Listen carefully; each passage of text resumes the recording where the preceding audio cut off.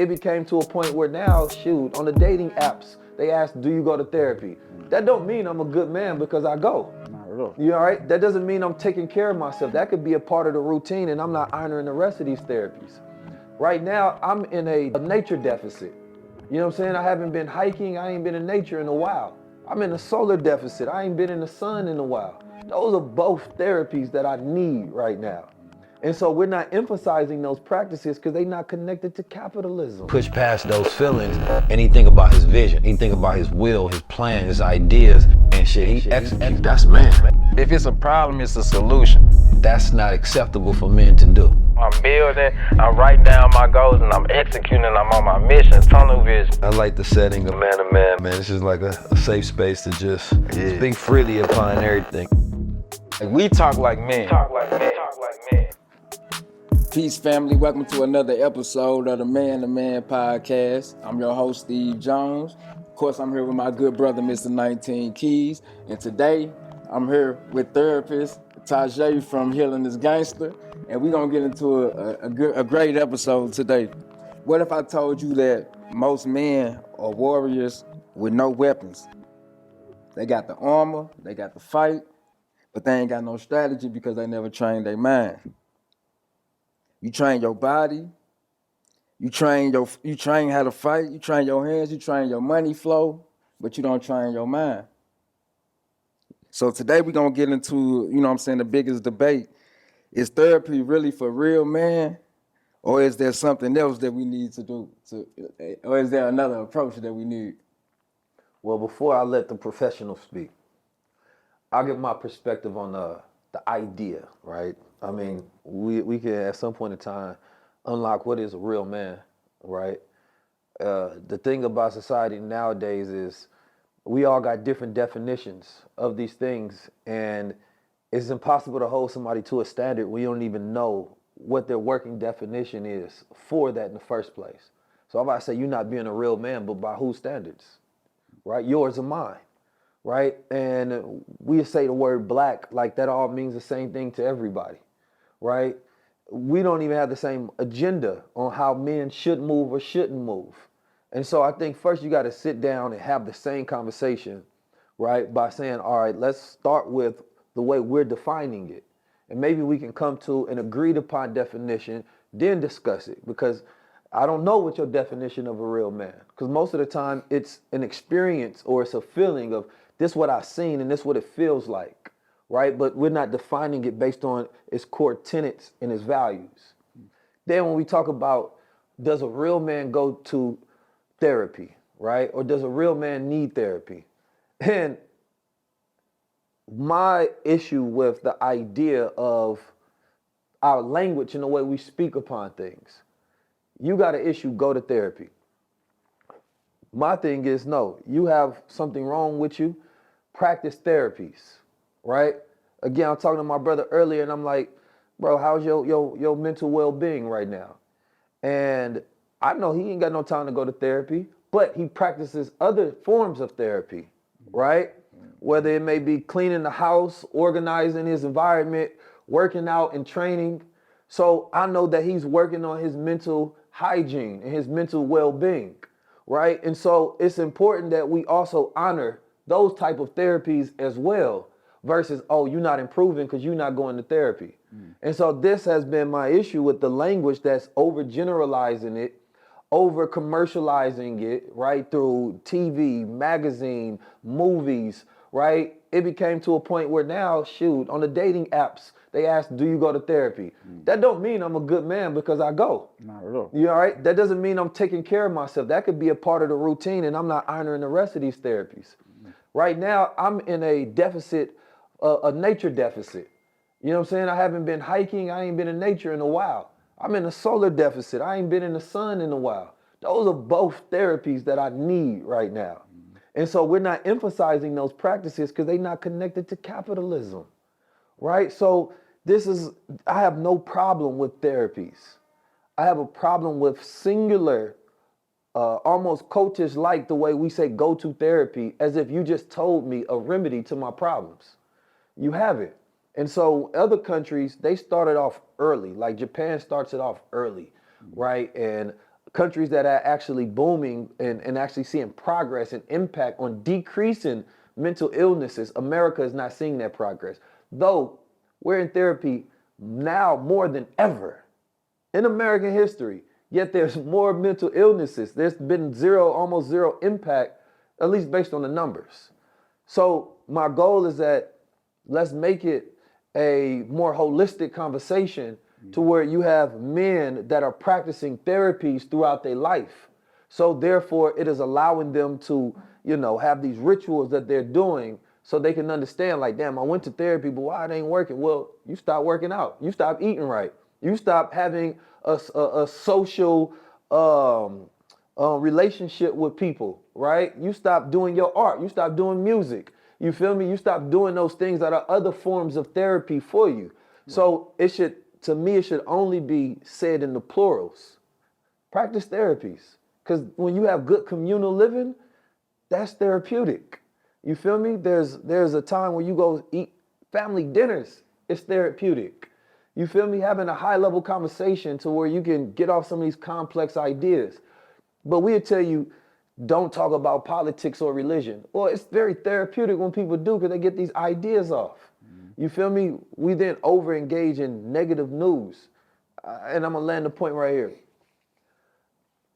Of course, a lot of y'all need to go to therapy. A lot of you need multiple therapies. It's so bad right now that there was a report that came out that said AI needs therapy.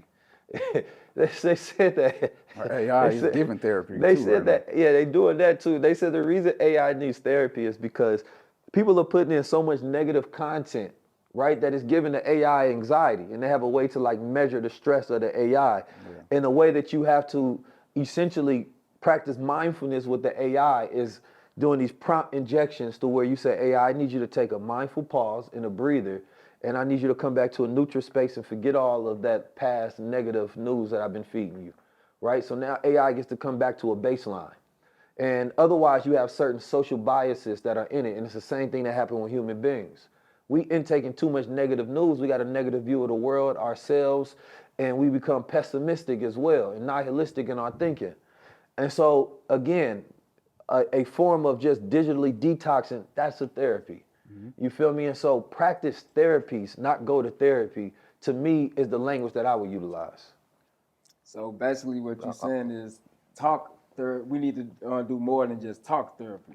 Well, not even, I wouldn't just single out talk therapy, but shoot, there's walk therapy. Right. You know what I mean? You know how if you get angry and you go take a walk for 10 minutes, you feel me, what that'll do for you versus you stand in this house confined with your anger and then the people around you are the ones who gotta suffer. You feel me? I do that where I don't feel good. I need to get away from people for a second. Let me allow my thoughts to go travel. Plus, it lowers your anxiety. You know what I mean? Just 10 minutes of walking, right? You're getting your heartbeat going. It's good for your body. When you feel good, you think good. Because a lot of times we just don't have the mental capacity to deal with things. I mean, not to interrupt you, brother. This conversation has many levels to it. Yes, sir. No pun intended. Yeah. I want to address what you were talking about initially with therapy, because and we had some discussions on the phone. A great discussion, by the way, about a post that you had posted with the interview that you did with the young lady. Who I think she's a therapist. I can't remember her name right now, but shout out to her. Raquel. Yeah. So you said therapy is a cult. Now, a lot of the things you were saying when you started this conversation were the representation of therapy. Yes, sir. Okay? So, in my view, the cult is the representation, not the therapy itself. Because when we say therapy, again, therapy can be used singularly or plural. You get what I'm saying? If I'm talking about a bunch of therapies, I can still say therapy. Now, if I'm trying to come to an exact type of therapy, then I would expand on that. And I agree with you that the representation of therapy has become very cult-like. You know, we have words that people aren't using correctly, or they're overusing. You know, you're gaslighting. Anybody that disagrees with me is a narcissist. Yeah. These are fallacies that are not necessarily the perspective of a therapist, but they're the perspective of the representation, the media. What in this country is not a cult? Yeah. When you look at the word culture, cult is in culture. The bureaucracy of therapy, of where it came from, was not for us. It is on us to expose a better representation of what therapy is in its different forms. You know, that's why I'm very grateful that you invited me. You know, thank y'all. You know, Yes, first sir. of all, for having We had me the on conversation the same day. here. Yeah, the same day. Matter of fact, I want to say respect to you because you are the only person that actually reached out directly, right? Everybody else just commented and put in their perspective, which is 100% fine. But in today's age, you know, especially people that consider themselves to be mature and therapists, right? I think one of the most important things you do is you ask questions, right? And you ask me like, bro, like, what do you actually mean by this? And then that allows you the opportunity to explain and put nuance and context to it. But so many people are so short-tempered, right? And triggered, and I'm gonna follow you. Oh, I can't rock with you no more. I'm like, okay, if I lost you, I never had you. That's how I feel. You feel me? But I only respect those who actually had that confrontation with you. You feel me? Because to me, and I ain't gonna talk deeply on it right now, but the idea of being brave enough to confront things, you feel me, is the key. Because it's not always gonna be safe enough for you to do it. Because what is safety? There's no actual visible wall to see. It's just the way you feel and the comfort of that environment for you to be yourself, right? Or to allow yourself to express yourself in that given moment. But I want people to understand that requires bravery, even if you calling it safety. You feel me? So as we engage with each other, we have to be brave enough to be able to directly speak to each other to gain the understanding and then say, okay, well, how can I turn this into a net positive? Absolutely, and I agree with that. You know, I initially had left the comment, and I feel a lot gets left. You know, context gets left out of you know, comments and texts. You can't hear the tone. Yeah. You know, you can't elaborate the way you want to, and we have a history. You know, we've had conversations. Yeah. So I was like, let me talk to my brother and see exactly, because I have faith in his intelligence and the work he's put in. There has to be something else to this. So let me reach out and see what he means. Because I know that you know the value in getting assistance in life, which again, we get caught up in semantics. Therapy is such a polarizing word these days. Therapy is assistance. When we talk about safe space and a brave space, okay?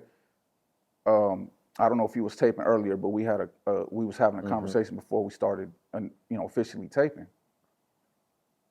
Not everybody's meant to be a leader. Not everybody's meant to be in front of these cameras. Not everybody has the want to do that. Not everybody's comfortable within themselves to do these things that we do. You know what I mean?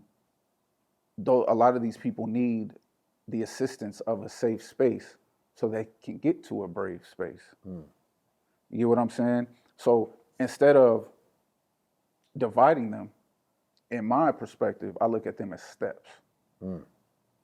We all start at different points in life. We all have our own experiences.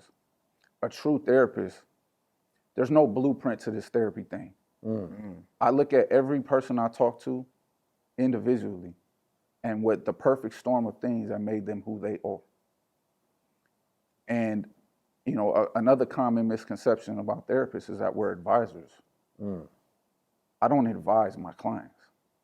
What I do is I make them I try to not even make them, but show them their options, you know, within their life that they often already recognize within themselves, but they can't verbalize it. When you said something very powerful, and I can tell you've done your research, brother. You said the body remembers trauma. Yes, sir. Okay? The body and the mind work in unison. Okay? The brain talks to the body, and the body talks to the brain. Now, the body talking to the brain doesn't get talked about enough. All right? A lot of times there's a divide, especially within our community, between body and brain. You could be feeling angry about something or distraught, fearful, whatever it is. You know you're feeling it, but your brain can't verbalize why. Not to me, to yourself. It's a lot of clients where I sit here and I'll ask them these questions. I'll say, you know, you're feeling this or you're feeling that. What is it? Why? And they have no answers. My job as a therapist is not to advise them what to do. It's for me to show the process of how you get to know your options. I'm not telling you to do nothing. I'm saying, if you choose this option, this is what could happen. If you do this, this is what could happen. Or I might ask you. Because, you know, one thing we're not supposed to do as therapists is keep lifetime clients. Now, there are certain times where a person might feel comfortable. This is their way of maintaining. You know, they might be more isolated than the next person. They say, hey, you know what? I feel comfortable getting my thoughts in the air by talking to you. I'm very careful about codependency from clients. I don't want a client being dependent on me to decide their life. My job is to teach them how to do that on their own.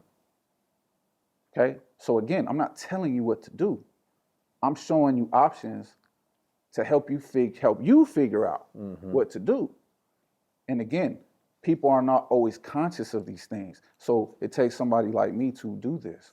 Now, a point that you brought up was different therapies. People will say, well, what kind of therapist are you? And most of the time I say, well, I'm an integrative therapist. And what that means is I look at a situation.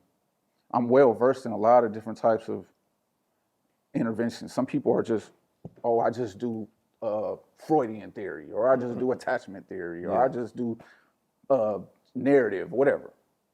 I say I'm integrative because I will apply all of them. Okay, I live by a biopsychosocial model. Okay, most people that do not understand the terminologies will not be able to just say that if they don't hear it. A real therapist is going to consider the biological implications, the psychological implications, and the social implications of what's happening. This is common in research. This is common in when you talk to your clients. So my point to all of this is, like everything else, therapy is starting to become mainstream. What happens to music when it becomes super mainstream? Gets watered down. It gets watered down. Modified. It gets used in a way that they want. And I'm going to say like this. If we at war with ourselves, and we at war with the world as well, does the world really want us to know the things that we have to know to better ourselves? No. Well, it's the same way why... In the Western world specifically. In the Western world and where we're at, which is, I'm not on the Eastern world. I'm on the Western world. God put me here. So this is what I focus on. It's the same reason why record labels don't give the rappers therapy, or why they don't feel the need. It would affect their bottom line. If you have a bunch of healthy thinking rappers, is that going to fit their bottom line? No. So it'd be in their best interest for those entertainers not to know these things. Same with us as people.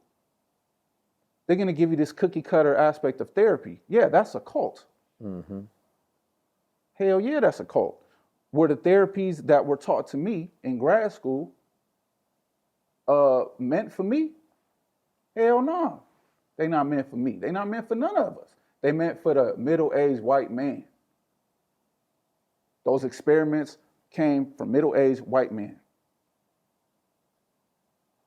We can't complain about that system if we're not doing nothing to change it.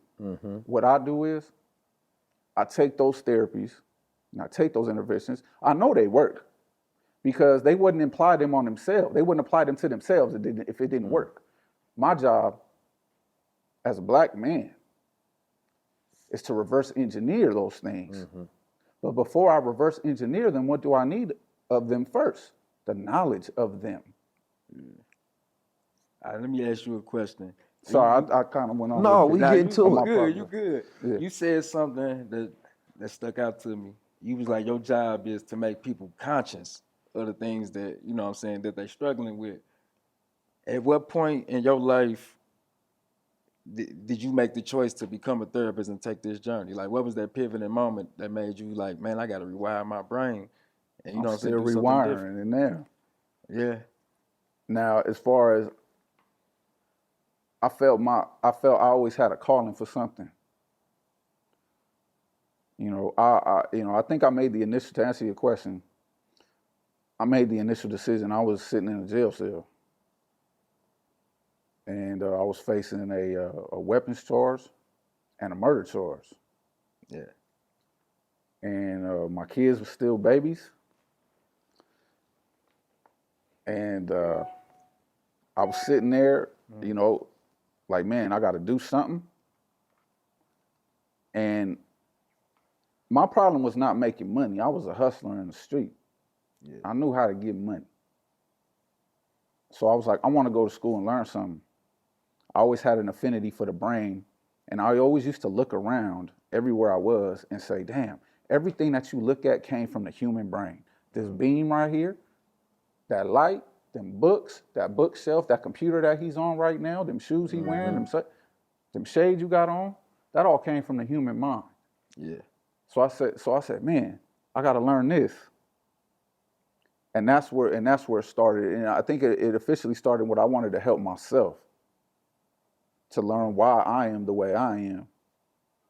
And as I learned those things and I was applying them to raising my son, I said, damn, I know God just don't want me sitting on this.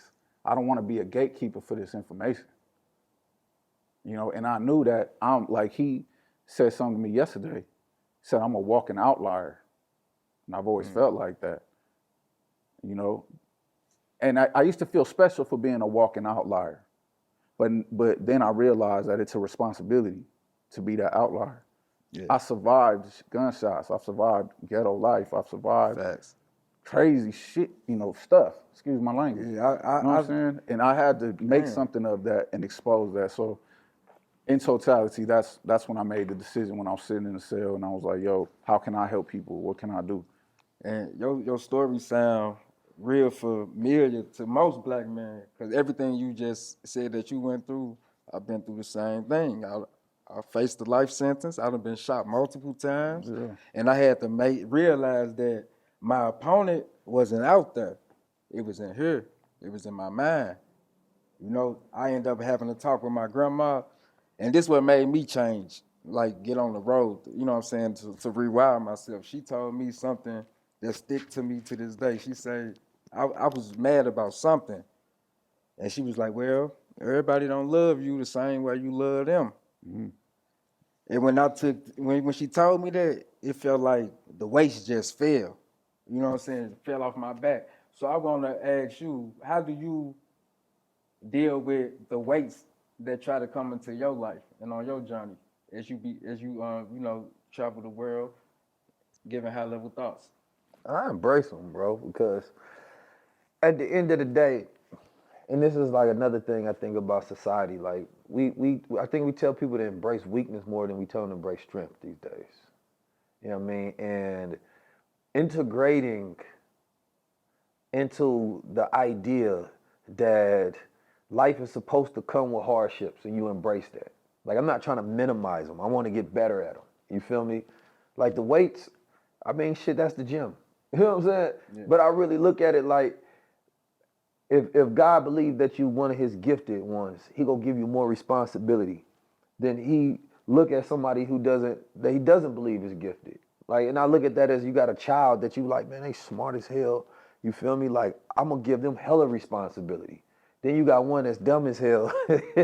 You'll just be happier they survived the day. Mm-hmm. So for me, you know, I think I really internalized that whole idea, but I also got grit. You feel me? I like grew up in, I done had all the adverse childhood experiences damn near that you can have, but I have post-traumatic growth instead of post-traumatic stress. And I just take everything like it's working for me. You feel me? It could be anything. It could be a lack of money. It could be a lack of people to talk to. Like, okay, maybe God wouldn't be alone right now. Because it's perception. You feel me? Or I ain't got the money. Maybe he wanted you to start over and take the lessons from how you lost it to go get it more. Right? It could be anything. I'm just always reflecting. And I think my greatest gift is my perspective. You feel me? Where I think people, it's not that they have a bad life. They just have a bad perspective on life. You know what I mean? You're not really going through a bad time. You're just looking at this time the wrong way. You feel me? And that's why hindsight, people end up reflecting and being like, damn, I was looking at that whole thing the wrong way. It was preparing me. You feel me? And so that goes to that whole thing of like, if you believe in yourself, you're not overthinking that you need protection, right? You need preparation. Like, I want to be prepared to walk into any room. I want to be prepared to handle any challenge, right? Or do I focus and obsess over how do I protect myself from? That's how we make weak children. That's how we make weak adults, right? Because nobody's prepared for anything, but we all live in the real world. The real world is a jungle. I don't know what's going to happen if I step outside in the streets. You feel me? I don't know. I can hop in the Uber and my Uber driver don't drive right. You feel me? Somebody can give me a call and I lose a loved one. Am I prepared for those things? You feel me? Not like, please don't happen. Like, nah, like, it is what it is. But also, man, you can't want to be great and not expect responsibility. Like, adversity is, I respect men that went through something. I don't respect men that haven't went through anything, because that's the way my value system is set up. If you went through something, you've been through battles. You feel me? You ain't got to have a perfect record for me. Did you get back up? Did you fight again? And we live in a time where we at war. So a lot of the things we can't afford. You know what I mean? We can't afford this weakness and this over comforting. No, we have to embrace the challenge because we're being challenged right now. So if we got a society that's being over coddled, right? How are we preparing them to inherit the world? No, we're preparing them to, hey, this is how you protect yourself from those who want to own the world. Like, no, you better get out there and go own the world. Yeah, it's going to be hard as hell, but so what? Embrace it. People always say, well, it's easier said than done. Everything in the world is easier said than done. You know what I'm saying? That's the whole point of the saying. Everything is easier said. I can say tomorrow I'll make $1 million and hit the lotto, but that's much easier said than done. But if you're a man, and this, I guess, gets to the conversation as a real man. And yeah, we talked about, I believe in vulnerability, but I also believe in strength in the sense that you have to, I don't need you to be soft with me, right?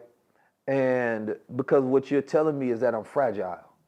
You know what I mean? Like, I don't need that. I'm resilient. You feel me? A material that's resilient, you can do a lot to it without it breaking. You feel me? It can endure challenges. You feel me? Like, my ancestors were so strong and resilient, and they weren't broken. So who am I to go through my daily stresses and break? It don't make no sense. And a lot of time, man, people ain't broken, they just broke. You feel me? And then you get you some money, you get a different, you know what I mean, insight on life. Like, wait a minute, I just didn't have no money and it made me feel like I didn't have no time.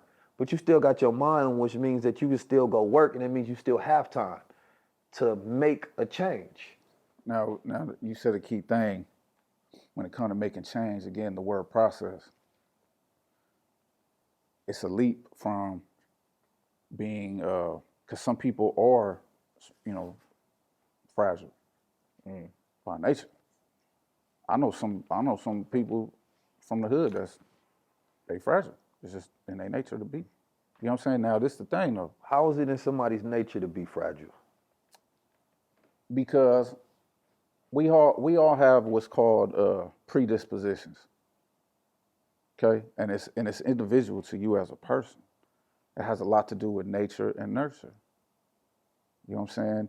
That I can't sit here and mathematically say, all right, well, this is what causes you to be fragile, right? It has to do with nature and nurture. You know what I mean? And the thing is that if you want somebody, that doesn't mean they'll stay fragile. But that's a nurture, not a nature. But this the thing though. Well, again, because you can nurture a child fragilely. right? I will say this: if it naturally we resilient. if nature had nothing to do with it, then we wouldn't have fragile people at all. But then you got environment. That's what I said. Nature, nurture. And these are at different levels. You know what I'm saying? Again, it depends on the person. You know what I'm saying? But I think human beings are, I don't particularly prescribe to that thought, because I think human beings are adaptable, durable, resilient. You feel me? Well, Let's gather the definition of fragile first. You know what I mean? As far as when you say fragile, I want to understand what you mean by fragile. I mean, it could be overly sensitive to environment, or I guess a more colloquial term would be, some people are lovers, not fighters. Now, in our world, that can be perceived as fragile and strong, right? Again, it's semantics, it's language. So I would guess I would take sensitive as like, I wouldn't say the word fragile, because fragile connotates weak. I'll say avoidance. But no, it's just, it's like if a person is clairvoyant, they can be, you know what I mean, sensitive to emotions. They feel a lot. Yeah. You feel me? It's not that they're weak, they're feeling more. Yes. You feel me, than the average person. So I wouldn't particularly regard them as fragile. You feel me? But, and that's just the connotation of it, because it kind of denotes like there's a weakness. They actually feel more than the average person, so they're processing more. Well, the weakness is not in them feeling more. You know what I'm saying? The fragility comes in how they react to something. You understand what I'm saying? Not everybody responds to opposition the same. You know, again, some people will get up and fight. Some people will give in to their fear. You know, and you can't tell which one is which sometimes, because you got guys who are out here saying they strong, but when it comes down to it, they act like some. You understand what I'm saying? So I get that. My point is, if you want to get to a certain place, let's say fear is taking over your life, which is anxiety. Anxiety lives in the future and in the past. All right? You're stressing about what happened to you, and you're stressing about what's going to happen. You're not very aware of the present. This is where anxiety comes. To topple anxiety, it takes more than to tell somebody, hey, stop being a little hoe. Sometimes that works. No, sometimes. sometimes.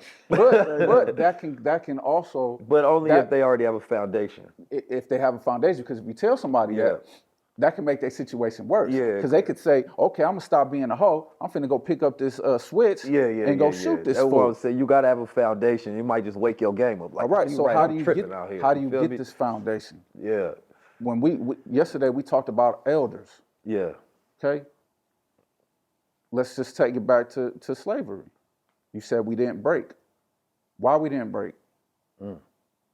We didn't break because we had strong union, meaning we passed down resiliency.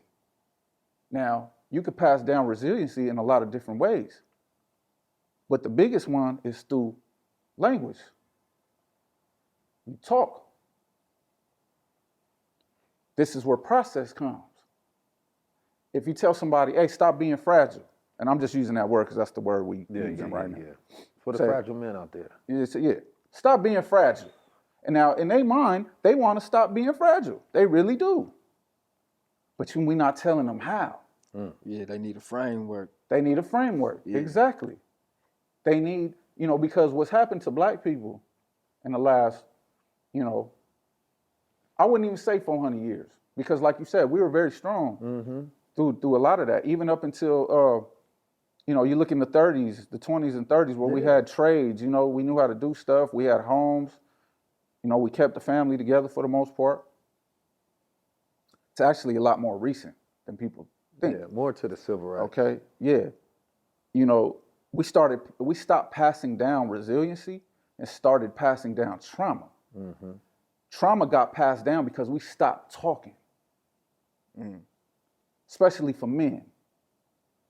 It became weak for me to express my fears. Yeah, it evolved into you suppressing it. Yeah. So that's why I think a lot of black men specifically reject therapy because they scared of what they'll find on the inside of them. Because we lost our culture, which inherently had therapies in it. You feel me? Like growing up, we went to FOI class, the brothers would sit around and we have real discussions about life. You know what I'm saying? About spiritual conversations and cosmic connections and, you know, all of these different things. Like that was a therapy session. That's You what I feel was me? about to say. That's talk therapy, brother. Yeah, and that's brotherhood. and then we would have times where the families get together and people would eat and the children would play. That's communal therapy. That's therapeutic. You feel me? You would, I would draw in my room. You feel me? I would write poetry sometime or raps, and we would battle in the streets. These are all different forms of expressing myself and being a part of something, or get me a job and I feel important now that I got the job and I got some responsibility. I believe one of the biggest things that we lost was the rites of passage. Right? Where is that moment that you become a man? We've lost that, and we've allowed to regulate it based on an age. If the government say you 21 now, you a man. Like, nah, we lost rites of passage. This is where like this quinceañeras, right? To where you supposed to become a man at 16, right, or 15, or whatever. At least there's a moment in time where you're supposed to say, okay, now you're prepared for the world, right? We don't have any moments in time no more to where, and that's because we lost family dynamics. So it's like family is the ultimate therapy. You feel me? And I can't, and this is why it's like we can prescribe therapy, but this therapist don't even believe in family. Don't believe in nuclear family and your ideas. So what are you trying to make, a healthy individual or a healthy community, right? In Western, it's more individual based because we have an individual society, as we talked about. Capitalism. Right. And then you go to like Africa, Japan, those are communal therapeutic environments, right? They believe in you taking your place amongst. So they'll look at you and be like, there's something wrong with that boy.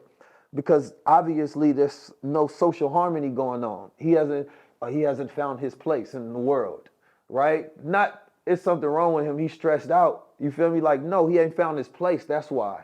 So we've lost that harmony within the community, and that's where you get back to the root of it. Like, all right, are we even building culture the right way? Or are we trying to make, it's like the show Billions. The damn woman, Wendy, she wasn't trying to make better human beings. She's trying to put you together so you can go back and do a job that's toxic to your mental well-being.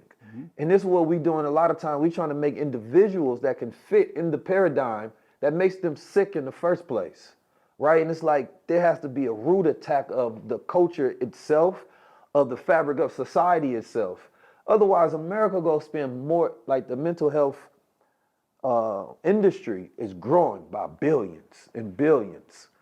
And America is going to continue to spend more money and research into it. People are going to be able to get grants because they're going to use the right language. They go, this is what they say, you can get a grant if you practice this kind or you do this event. But the reality of it is how are we not making change, right? But we pouring all this money into it. Because it's the same thing that happens when you give money, when you just give money to anything. That doesn't solve nothing. We using money to skip the work. And it's not started early enough. And the thing is, it absolutely. I am a proponent of preventative care. But we also have to realize where we at. These men that we need, these men and women that we need to further what we're trying to do, need to understand the process. We can't just skip over all that. Again, we just established in the elder days and our ancestors, we passed down strength. What does strength mean to you? Strength means finding value in your failures. It has nothing to do with how much you can bench press. It ain't got nothing to do with how quick I can knock somebody out. Strength is, what do you do when you down in the dirt and ain't nobody effing with you?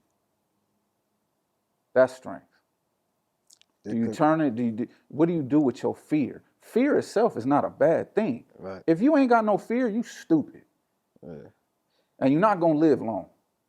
You know what I'm saying? If you have no fear, is meant to protect you, but it's not meant for you to run from. Not meant to control you. Fear, if you know how to control fear, fear does what to your body? It signals hormones, right? Get adrenaline going. You ever hear them story people lifting up cars and stuff? Yeah.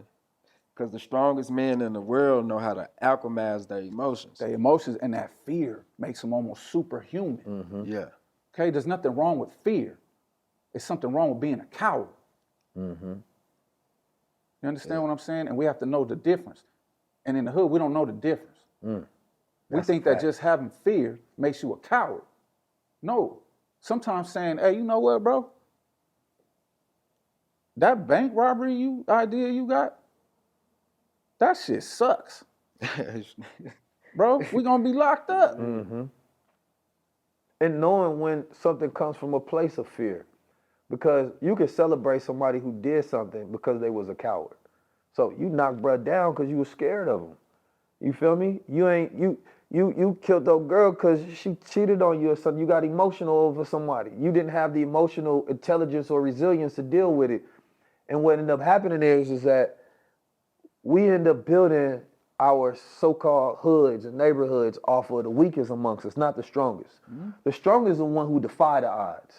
You feel me? That's the one who resists the influence and go their own way and do something different when everybody else is going this way. So it's like, wait a minute.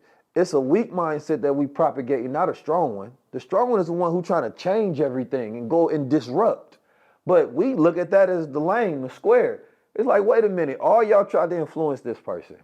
They said no to all y'all. Wasn't afraid to go something completely different, to dress differently, to speak differently, right? To be an outcast. And y'all think that's weak? We should honor that. That's strength. And that's my point. And the way that we convey those messages is to speak. Speak truth to power, right? Speak power to truth. This is where talk therapy has its value for us. That's what I'm talking about right now, us. I'm not talking about the commercialized form of Freud. But again, you an outlier. You understand it. But we can't, but that's the thing. I don't want to be an outlier. I know it serves should me be no normalized. Purpose. It serves me no purpose to be that. But you know, most of these male therapists not even masculine. This is true. So they're not even trying to, they don't look at the strength of a man in his adversities, in his challenges, in his resilience, in his durability and bravery, right? They look at it as be more vulnerable in the sense of be soft. You know what I mean?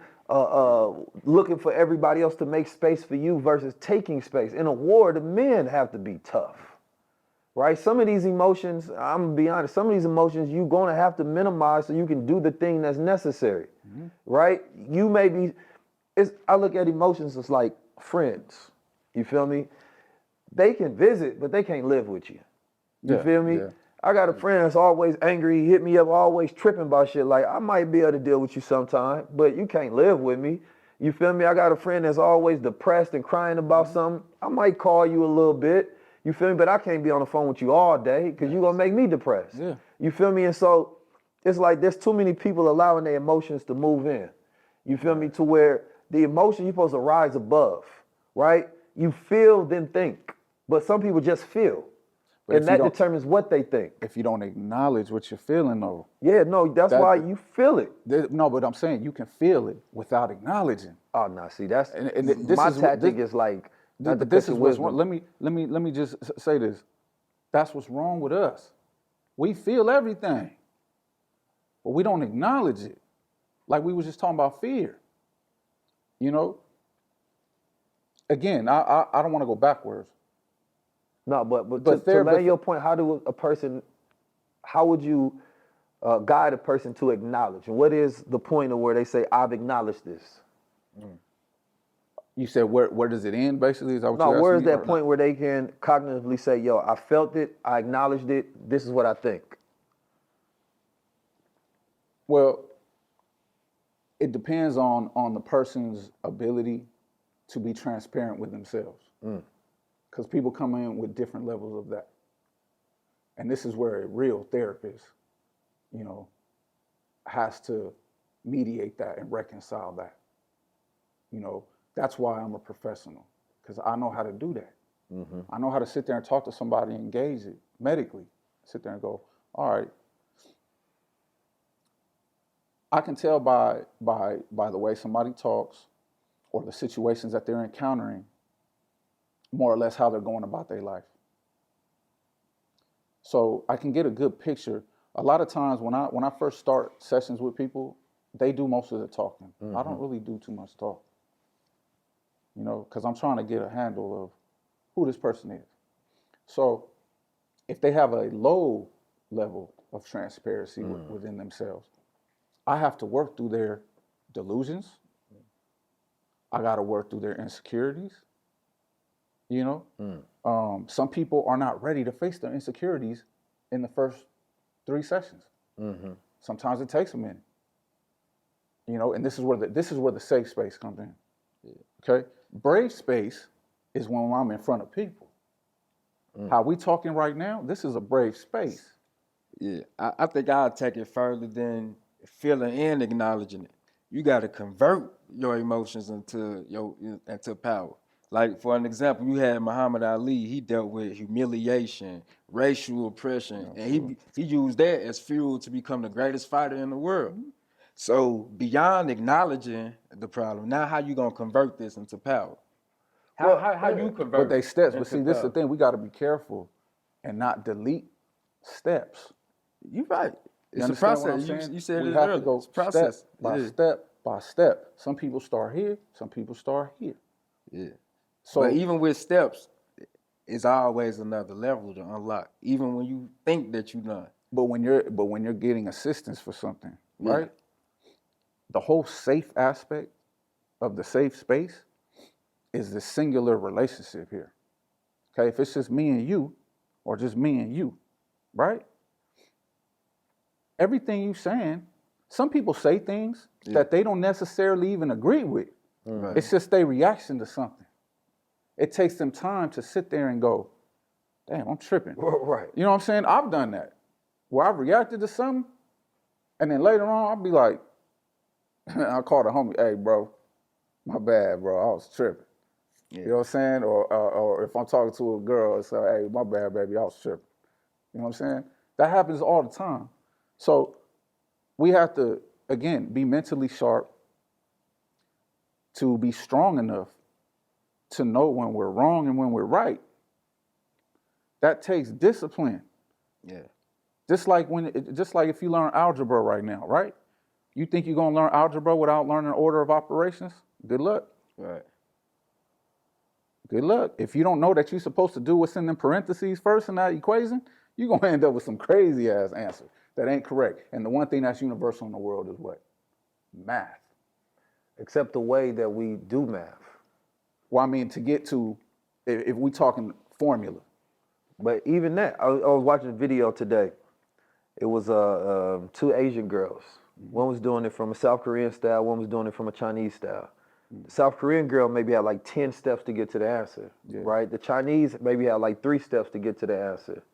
And so depending on whose equation you're using, it might have more steps in it. But I guarantee you the person that figured it out in 3 steps knew all the steps the other person was doing. Maybe, but it's depending on what school of thought you come from. So in America, we might have way more steps, right? They may have just learned a better way from the beginning. True.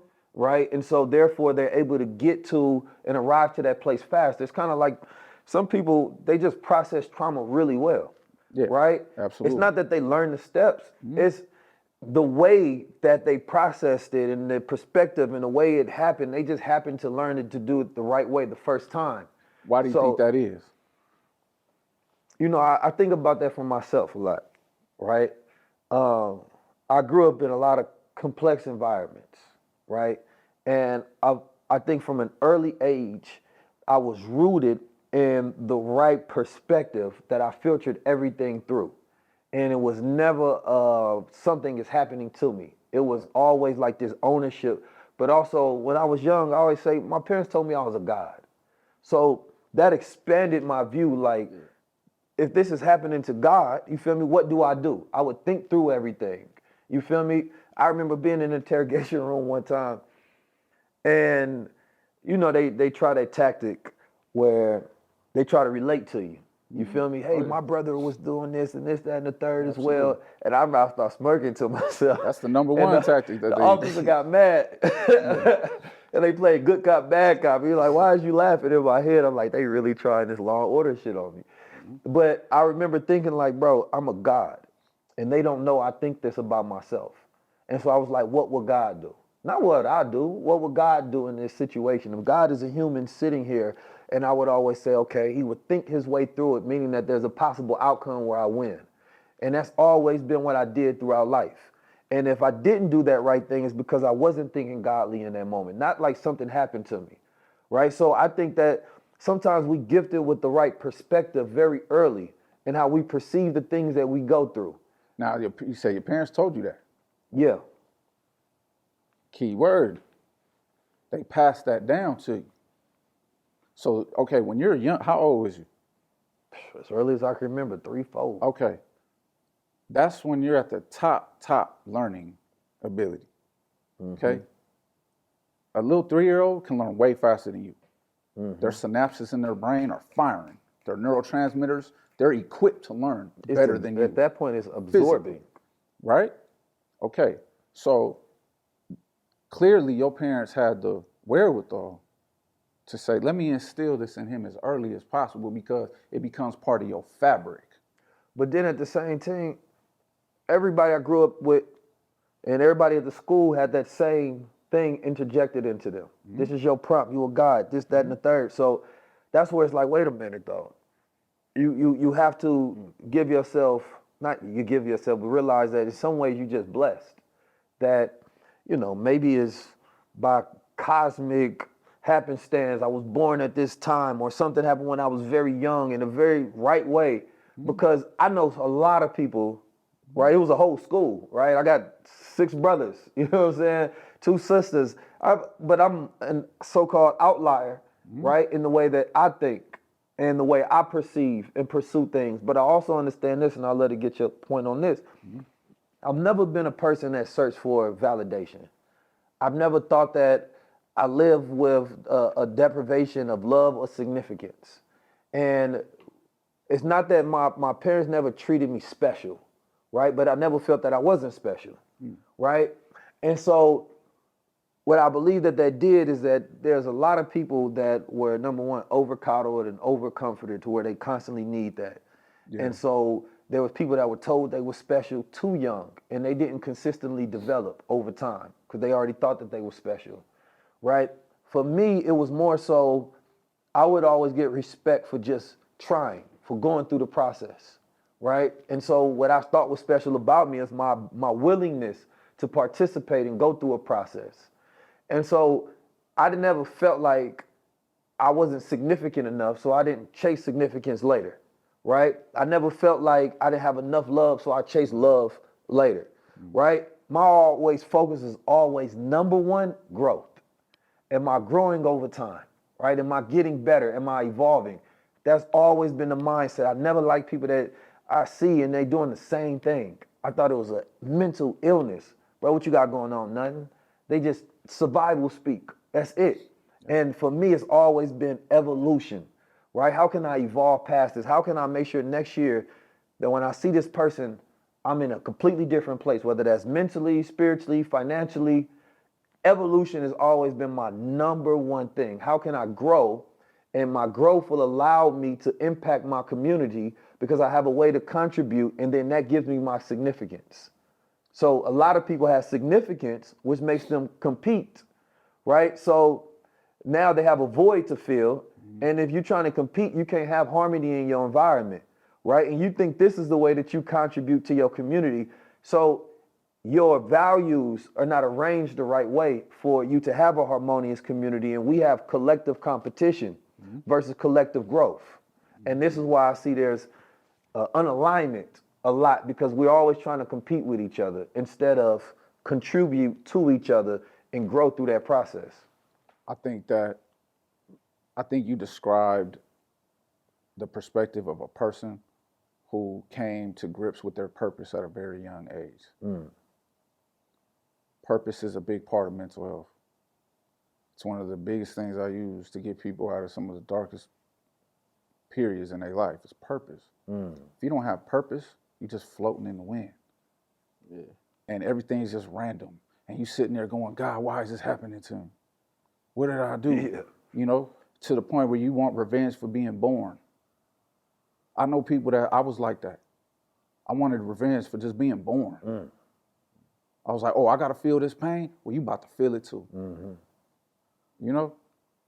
So I think that your perspective comes from a very enlightened perspective. You know, it's no mystery to me that you do what you do and that you're in a position to do what you do, because not everybody can do that. You know what I'm saying? My strength as a therapist is recognizing my own experiences, but also being able to put myself in the shoes of other experiences. And I think that having been around, you know, which I'm sure we can relate to each other on this, we've been around a lot of different types of people from different tax brackets, different races, different whatever, right? So I've seen how these different people handle things, how they look at things. But when it comes to us, there were certain things that I had in my life, even through all the nonsense I went through, I had certain blessings in my life that my homies didn't have. And it separated my existence from them in the space of perspective. But I had to realize that my homeboy or people coast to coast don't always have that. And so they need to be, not to interrupt you, but they need to be taught the process of how do I find my purpose. Because that's actually what I was about to say. Before you go, he just said something that was key. I'm gonna let you land your plane. But you said the purpose, and I think the purpose is so powerful because it gives reason to everything that happened. Because like you said, it's chaos. When stuff is happening to you, you don't know why, right? And it brings reason to it to where you say, oh, that's why I went through that, so I can do this. It's like somebody going through a traumatic event. And, you know, they were sexually harmed, and they give it purpose, because you can give something purpose, because we think about finding purpose. You can give something purpose to say, I went through that so I can teach others, so I can relate to others. Absolutely. Right? That's post-traumatic growth. I'm giving it a purpose so I can move forward and help other people move forward too. And I think that's where I think we sometimes have to be careful of giving people too many tools to name everything a trauma. Because sometimes people didn't know they've been through a trauma until somebody named it. And you know, this is what happened to you in this, and they like, what, they did? Now they over processing, stressing over, like, damn, I didn't even know I went through a trauma. But before that, they operating high, they didn't have no problems. But they named it like this entity, and now they feel like it's attached to them, and now they feel like they need to let go of it. But their perspective of it at first was a very resilient mindset. You feel me? Like, that wasn't nothing. I've been through it. But now that you done named it and you say, no, you're supposed to feel this way about that thing. Now they stuck there like, God damn, you got me feeling like I did go through it. So that's what a bad therapist would do. But that's why I think it's dangerous about society and all this therapy talk. Not because the professionals are good at it, but then everybody self-diagnosing themselves and giving themselves more traumas because they're now looking for trauma. You know what I'm saying? I think Raquel, in the interview, she said something that was perfect for that. She said a lot of people attach their trauma to the old versions of themselves, but you're not that person no more. So why are you steady bringing up that trauma, that old trauma, reliving it and replaying it in your mind? And I think that's the part that stops people from evolving the most. But earlier you had said something like you had grew up with your parents telling you were God, and you already had a different perspective that you can conquer the world growing up. Me on the flip side, I realize now just by you bringing that up that I grew up by being taught to be in survival mode. Yeah. So then, you know, as becoming an adult, you gotta, when you get to reflecting and tracing back, you like, damn, all my people taught me how to survive. We had to sell drugs and do this. Shoot at people to make it through They the didn't next tell day. you how to live. But they didn't taught you how tell to me survive. none of this. You know what I'm saying? Yeah. I needed the exposure. But to that, I mean, but that's why I'm always hesitant to share it that way, because people kind of look at it like it was a privilege. Yeah. but you know, we grew up in the same environments, right? So it's like that's what I'm magnifying, Right. right? Yeah. It's not that it was like my pops would be gone. You know what I'm saying? My brothers getting shot and disappeared and in jail, and my uncles is smoking crack and dying off, and we doing the same thing. That's what I decided to magnify in the midst of all of that. I didn't make the traumas my identity. You feel me? I made it this perspective to where I settled on the best part of my childhood and I magnified it. Survival make you think about the worst parts and magnify it so that you always recognize threats. We don't know how to recognize blessings. I'm grateful for that perspective because I decided that that's my identity. So some people make their traumas their identity. You feel me? It's like we was, and I ain't gonna say my mom hate when I talk about us being poor, right? You're like, it wasn't that bad. That's But it is what it is. You feel me? Y'all need some We more grew up bread. in public housing on food stamps, and we did all the things necessary to get through the day. And you know, growing up in St. Louis as well, man, we could have died almost every day. We didn't survive all kind of different things. So I don't choose to make that the way I narrate my story for myself. Because I think you can go through so much. Like you can watch a character in the movie and they went through hella stuff, but you can still see them as a strong hero because of the defining traits, right? And who they believe they are and how you see them. It's not about what they went through. It's how they went through it and how you define your own story. And it's so much power in defining your own story. Like, yeah, you can see yourself through a lens of trauma, right? Or you can see yourself through somebody who grew through it, who survived it all, and then you can attach, man, I'm resilient as hell, man, I'm durable as hell. Now that becomes your personality and your character for what you about to do next. Well, because I'm resilient and I'm durable, right, this means I can do this. You feel me? So it's a different way of changing the story because I know somebody will hear that and be like, that was a privilege. The privilege is thinking that way. You can give yourself a privilege by changing your story. You feel me? Because I didn't get financial literacy growing up. We learned about economics and social construction, things of that nature. But again, and people who taught me that were hypocrites. You feel me? They would have made me destroy my ideas about Islam, religion, life, because every person that I seen taught me those things, I also see them do the complete opposite. And I could have used that as a story to be like, man, this ain't shit. Instead, no, you know what? I'm going to take this part and I'm going to remove the rest, man. Y'all can handle that because what you told me was good ain't got nothing to do with the good what you taught me. That's your part. Yeah. So I believe your story that you tell yourself is more important than the actual story that you've been through. I know you deal with a lot of clients, and I heard you know, throughout the conversation mention it's a process. Do you feel like it's a time limit with your clients as far as like how many sessions they need before you be like, all right, do you get it or not? I just go by that person. Like I said, anybody who thinks it's a blueprint to this therapy, that's their first mistake. Right. So like, you know, this is why I don't deal with insurance. I don't deal with the bureaucracy of therapy because let's say you a client, right? You come to me and say, hey, you know, and I take insurance, all right? That insurance company, number one, is going to have access to anything you tell me. Damn. Number one. Number two, they're going to put time limits. They're going to say, hey, I need to, it took you however old you are to get how you are. Yeah. Right? They're going to give me 12 weeks to reverse that. Because they paying for it. Their interest is not you getting better. Right. Their interest is in, yo, let me pay the least amount of money possible to get this person. Yeah. And send this person But I know home. you feel different about that. About what? The time living on going to therapy sessions. Now, but I do. Now, again, listen, all right. So can I clarify? I don't have no actual problem with therapy. I'm provoking and challenging the conversation. Number one, to expand. I don't have any problem whatsoever, and I can't tell you what your timeline is because, and I'd love for you to speak to this. Yeah. There's people that have a different range of problems and issues, from like real mental disorders to illnesses, right to your everyday variety of emotions and trying to figure out life. Maybe you didn't have a father, so I need guidance, and I'm going to this therapist as my guide, right? This is like my father figure right now to help me through these thoughts that I didn't have anybody to help me through. society being underfathered or overmothered or undermothered and underfathered or abandoned.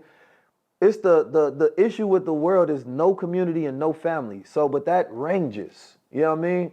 I got people in my family that got range from just stress disorders to not paraplegic, but what's the thing when you fall asleep and can't?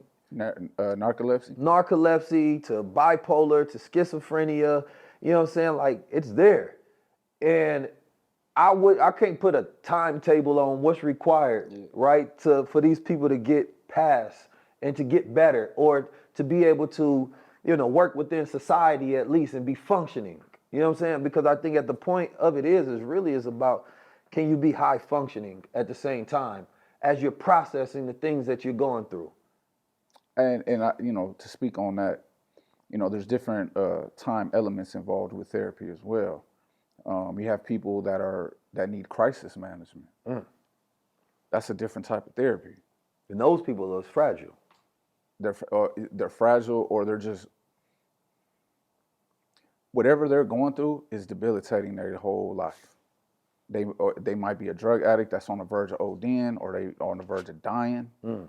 It's some extreme thing where they got to fix this right now. It's not even so much what happened to them in the past. You got to heal whatever they're going through like now. Like they little, depending on what situation it is, like crisis management, like you said.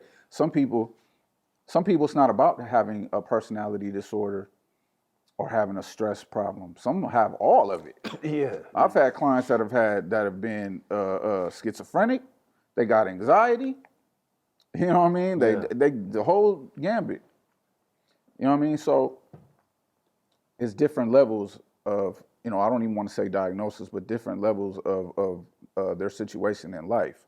When it's crisis management, which I think the 12-week thing, that might be more acceptable to a crisis situation, where you're dealing with an acute situation, not a chronic situation. That's more of an acute situation, like somebody who just got. Explain the difference between the acute and the chronic situation. All right, a lot of the things that we're addressing are chronic situations. If you're dealing with something, let's say we're talking about trauma from your childhood, right? Or post-traumatic slave syndrome, right? These are generational traumas. When it's acute, you saw somebody get their noodle knocked last week. And that you having nightmares, you can't go to work, you done started drinking, tearing up shit. Yeah. That's more of crisis management. You understand? Something that's acute is happening now. Right now. Yeah. And then once you deal with that acute situation, now you can deal with some of the more chronic, which is more, more long-term stress. You just said something that stuck out to me. You said, well, we got this thing in the culture where we highlight generational trauma. But earlier today, Keys, you was talking about my ancestors got different chains. So instead of you highlighting the trauma that come from generations on back, you like to highlight the positive that come from it. What's your process behind that? Again, it's the storytelling. Stories is the way you make change, right? In society, right, within yourself. History is taught from a very pacifist manner. So if you told me all of my ancestors, you feel me, were just beaten and they was getting their ass whooped, and you feel me, they was in chains and they were just getting raped and they was just getting towed up, I'm like, God damn. It's hard for me to have pride in my past. You feel me? Because when, some people in slavery, they were freedmen. You don't know if you came from a lineage of freedmen and women, right? You get Morgan Freedman because the name comes from freed men and women, right? That were free during the time where everybody else was still slaves. Yeah.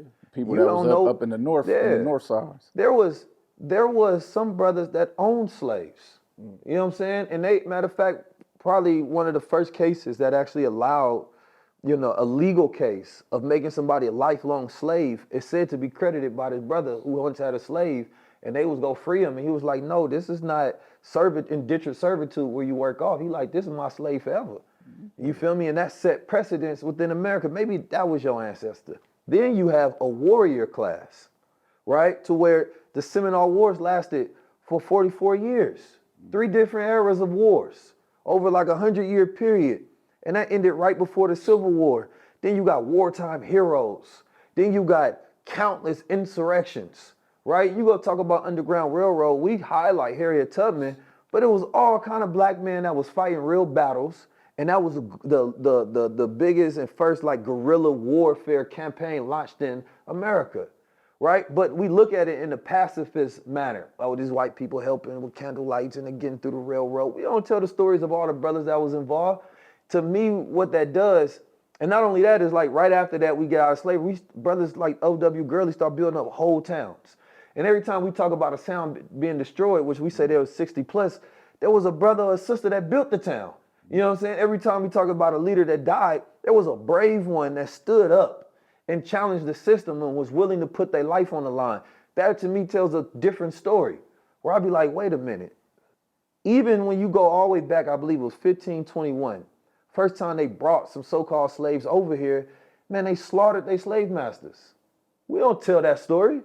You know what I mean? So it's like, do I look at it like, outside of Nat Turner. right. And Nat Turner was in a story, of course, they like telling that story because they killed him and they boiled his flesh and ate it. Yep. But that was more so a story that they wanted to shred that trauma through us. So we don't want to do that. Exactly. So again, if I look at the fact that, man, from the beginning, right, even if you believe, wait a minute, from the Seminoles was here before war, right, that there was melanated, dark-skinned people that was here at no point in time in America did we ever stop fighting, right? There was a brother by the name of, I think his name Prince Sorry.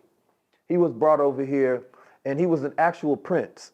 And when he got over here, and he told him he was a prince, like, y'all took me by accident, I'm a prince, I ain't no slave. They started laughing at him, so they called him Prince. His story is known as the 40-year slave, I believe. He spoke 5 languages, you know what I'm saying?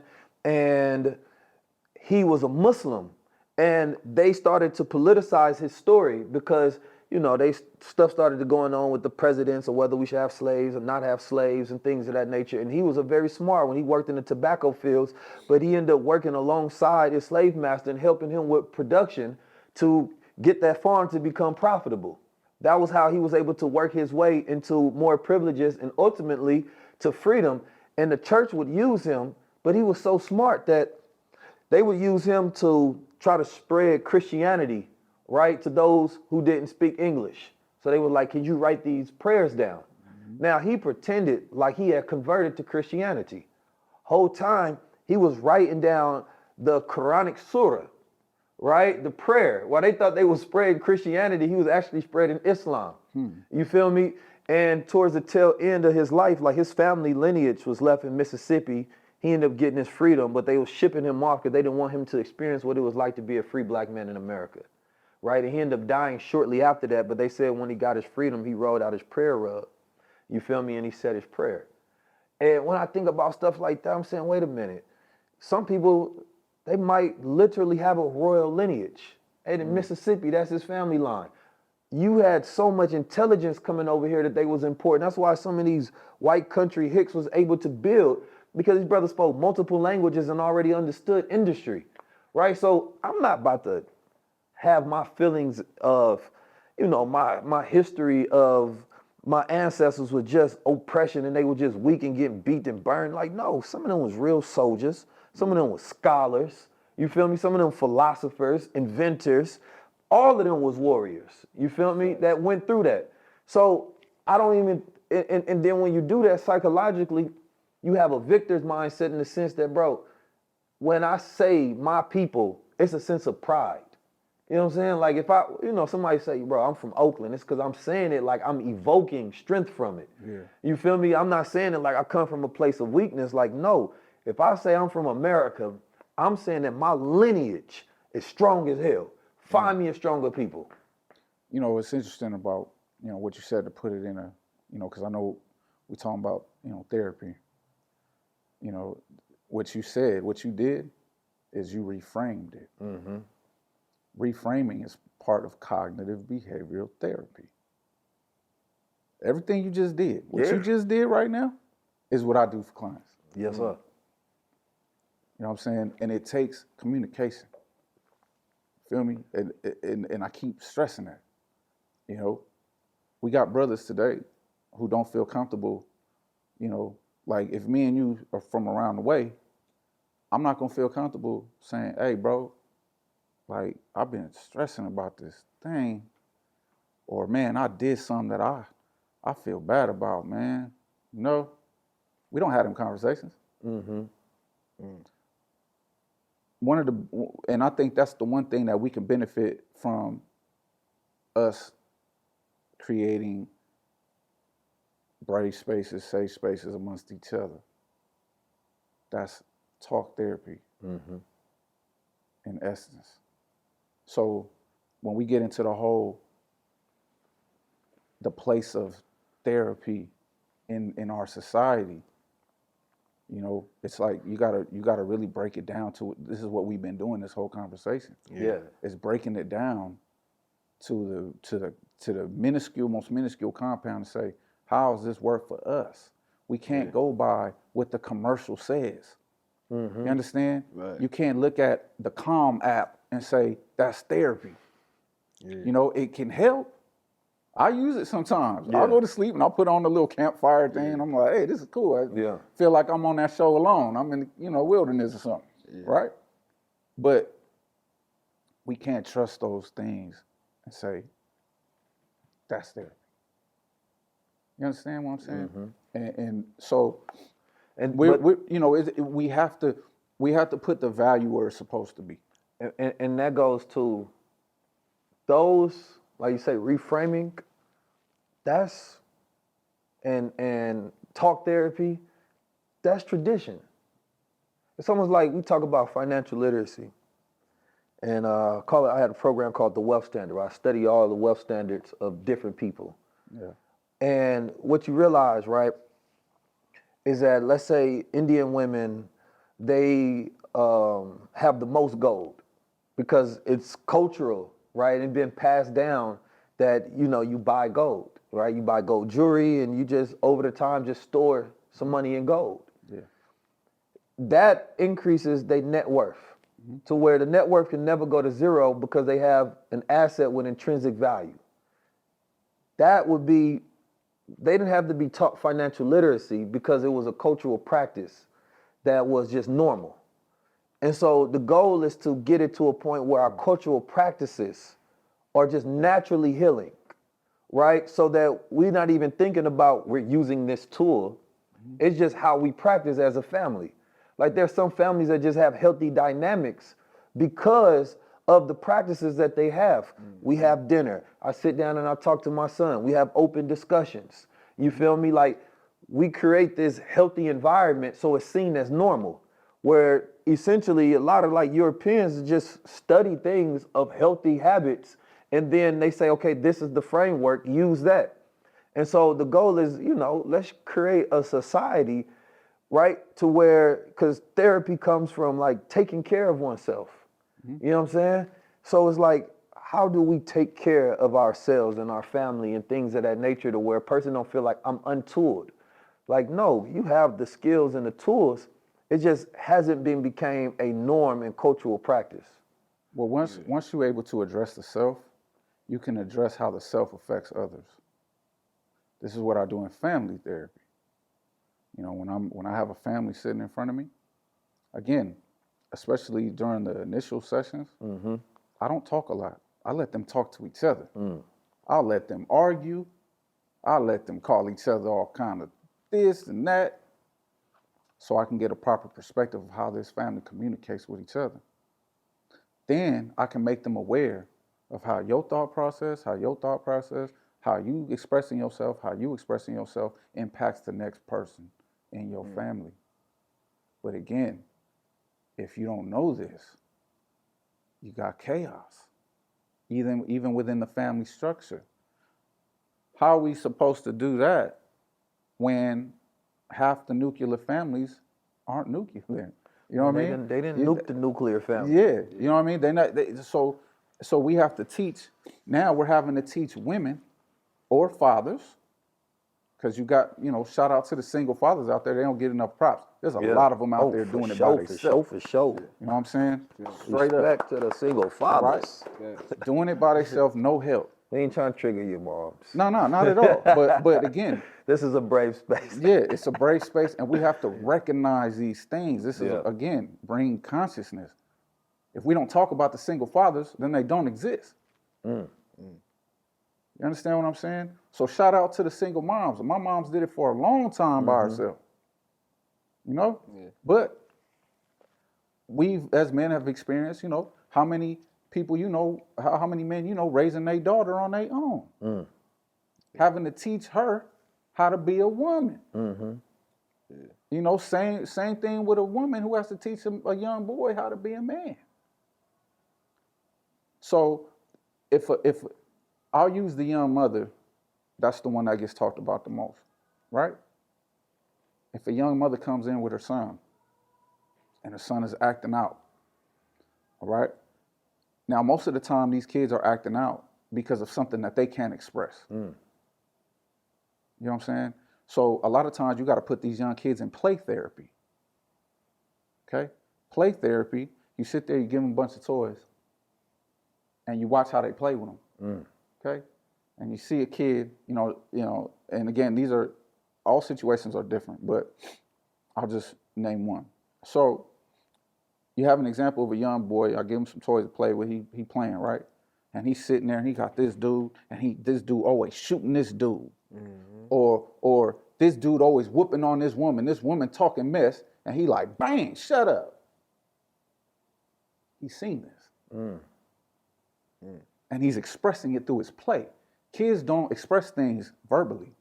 They express it through play, how they do things. You get a kid who's misbehaving at school. That's why I agree with you about overdiagnosis.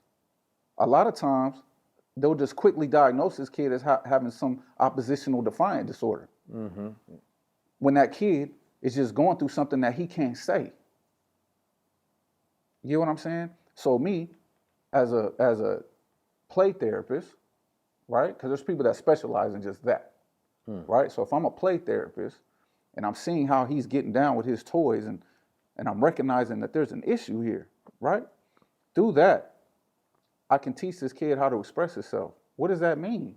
What does this mean? What's going on? What's going on here? What did she say to him? Yeah. That made this character slap her. What happened?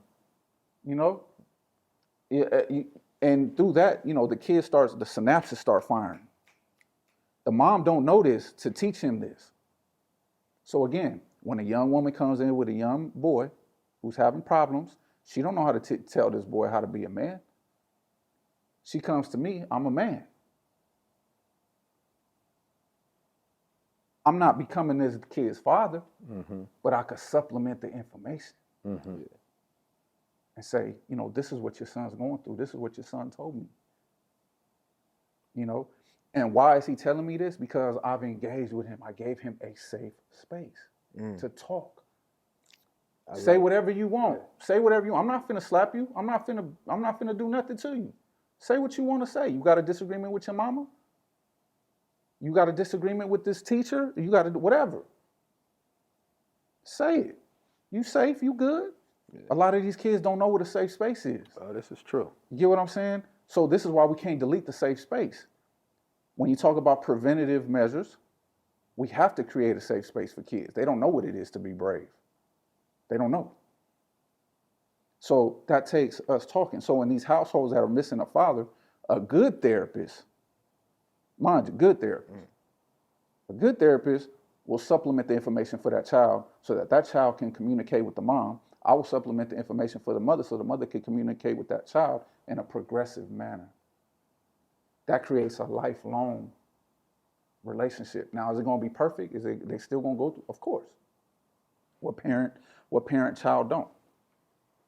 Yeah. But at the end of the day, I'm supplementing something that wouldn't have been there.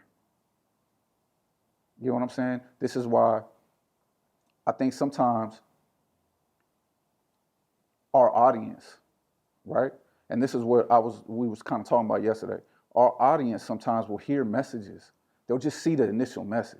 They won't take the time, because the way social media has programmed these people to be, the attention span is, people don't even like reading long captions. You ever get in the comments and somebody left a long thing that's real detailed, and then somebody else will come in there and say, "You expect me to read all that?" Right.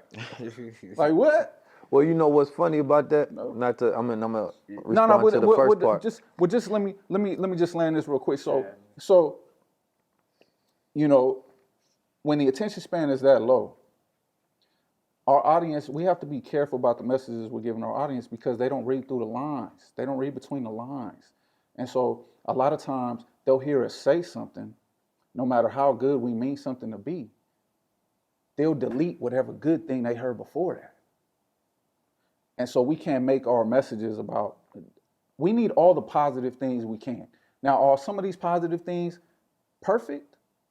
No. But it's our job as leaders to extrapolate that, the goodness in it, not necessarily delete it.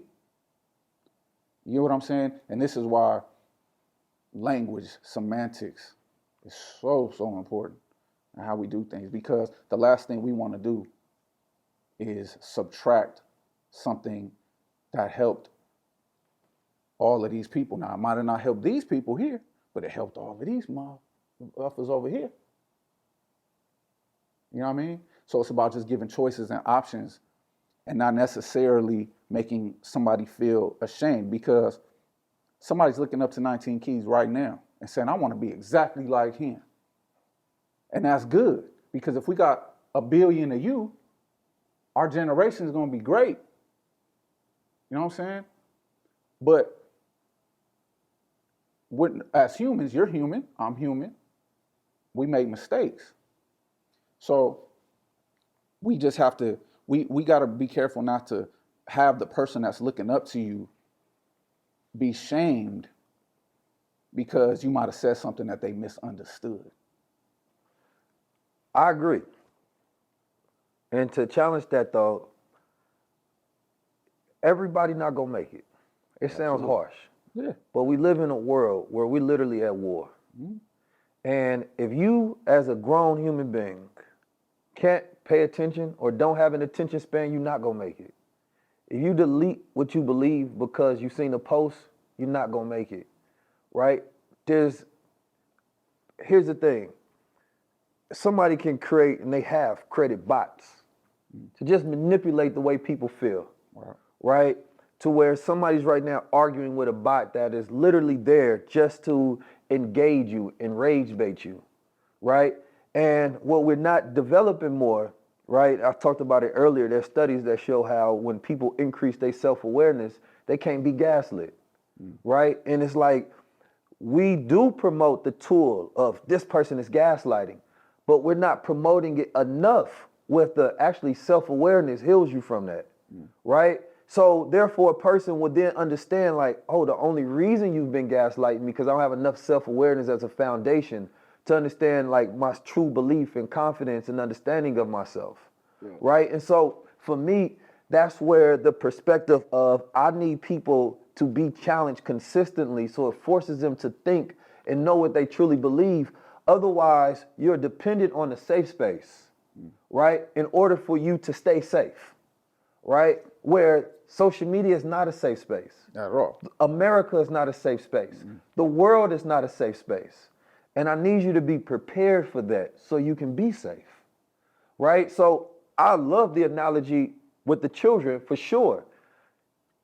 I don't agree everything with everybody that I sit down with. My sister, she was talking about nervous systems. I didn't particularly agree with the point about the nervous system. What did she? I think we was talking something about regulating your nervous system because I understand how nervous systems work. As far as trying to deal with hypervigilance? I don't want to butcher the point because I don't remember exactly what the quote was. Yeah, I was just trying to understand what you was. But it was something, and people that watched the episode, remember she was saying something about how she don't believe in like, I can't remember exactly what it was, but I understand how powerful it is to regulate your nervous system, right? To, you can And literally relax your nervous system. Sometimes you can become too dependent on these tools where you actually don't need to do it, but because you have it in mind, you feel like, oh, I got to do this in order to be this. And it's like, no, before you had those tools, you were actually good in way more situations, but now that you have them, you become over dependent. It's like having a gun, right? And you feel like you need to pull it out every time you, you know what I mean, feel like you're in a situation versus somebody who don't have that gun and they rely, right, on their senses and their awareness and the way that they move throughout life to realize this thing ain't gonna protect me. I'm gonna protect me by the way that I move and the way that I think, right? And so that's where I don't want it to become a gun for people. You feel me? And some people utilize it like that and they're less safe now that they have this tool and they're actually creating more situations, right, to be unsafe and have to protect themselves. So 100%, I'm challenging ideas that, of course, I believe in them fundamentally, right? It's the connotation and it's the positives and negatives and it's the generalization, right? And it's all of those things that come along with it versus, hell yeah, it's 100% important to have a feeling of safety. And I'll leave with this part. I know Steve ready to wrap up. No, you know what I'm saying? Time. Yeah, I get it. This is our time. Yeah. It's takeover time. But when I was in Africa, I keep saying that's the safest I ever felt, right? Because it was the only time that I ever felt I could take off all my armor. You know what I'm saying? And I realized I didn't need it. You know what I'm saying? My nervous system responded completely different. I felt like I was actually far away from the problem. When you were out there? When I was in Ghana specifically. Okay. Yeah. And it was a feeling I never felt before in my life. You know what I'm saying? And it's a different energy and a different grid in America. And I would tell people that you should feel the way you felt in Ghana here, but you shouldn't. You should be on your guard. Yeah. Right? Because America is unsafe. Yeah. Somebody's trying to poison your water, your food, your mind, right? Your livelihood. Everything is trying to poison you. Absolutely. And not that you should just be paranoid, but you should be prepared. Now I know what she was saying. And I actually agree with you on that point. This is part of my re-engineering of these therapies, okay? Contemporary therapists, contemporary therapy will have you in this perpetual Zen mode, so to speak, right? Everything's supposed to be relaxed, peaceful. That's great if you're living in Beverly Hills. Yeah. That works for them. That therapy works for them. Yeah. Life be life. But check this out. When I'm walking down Crenshaw, it's somebody really trying to kill me. Yeah, be vigilant. You know what I'm saying? Your nervous system is heightened for a them bullets reason. is flying. And I have to be aware of where I'm at, what hat I got on, what hood I'm in. That's real. Okay? And there's no amount of therapeutic intervention that's going to change that. So, one of the things that I try to incorporate into these therapies is, I don't even know what to call it. Hood therapy, whatever, right? Is what's the balance in staying ready, but not being hypervigilant? The young lady is speaking to hypervigilance, okay? Because when you said the breathing thing, that's all part of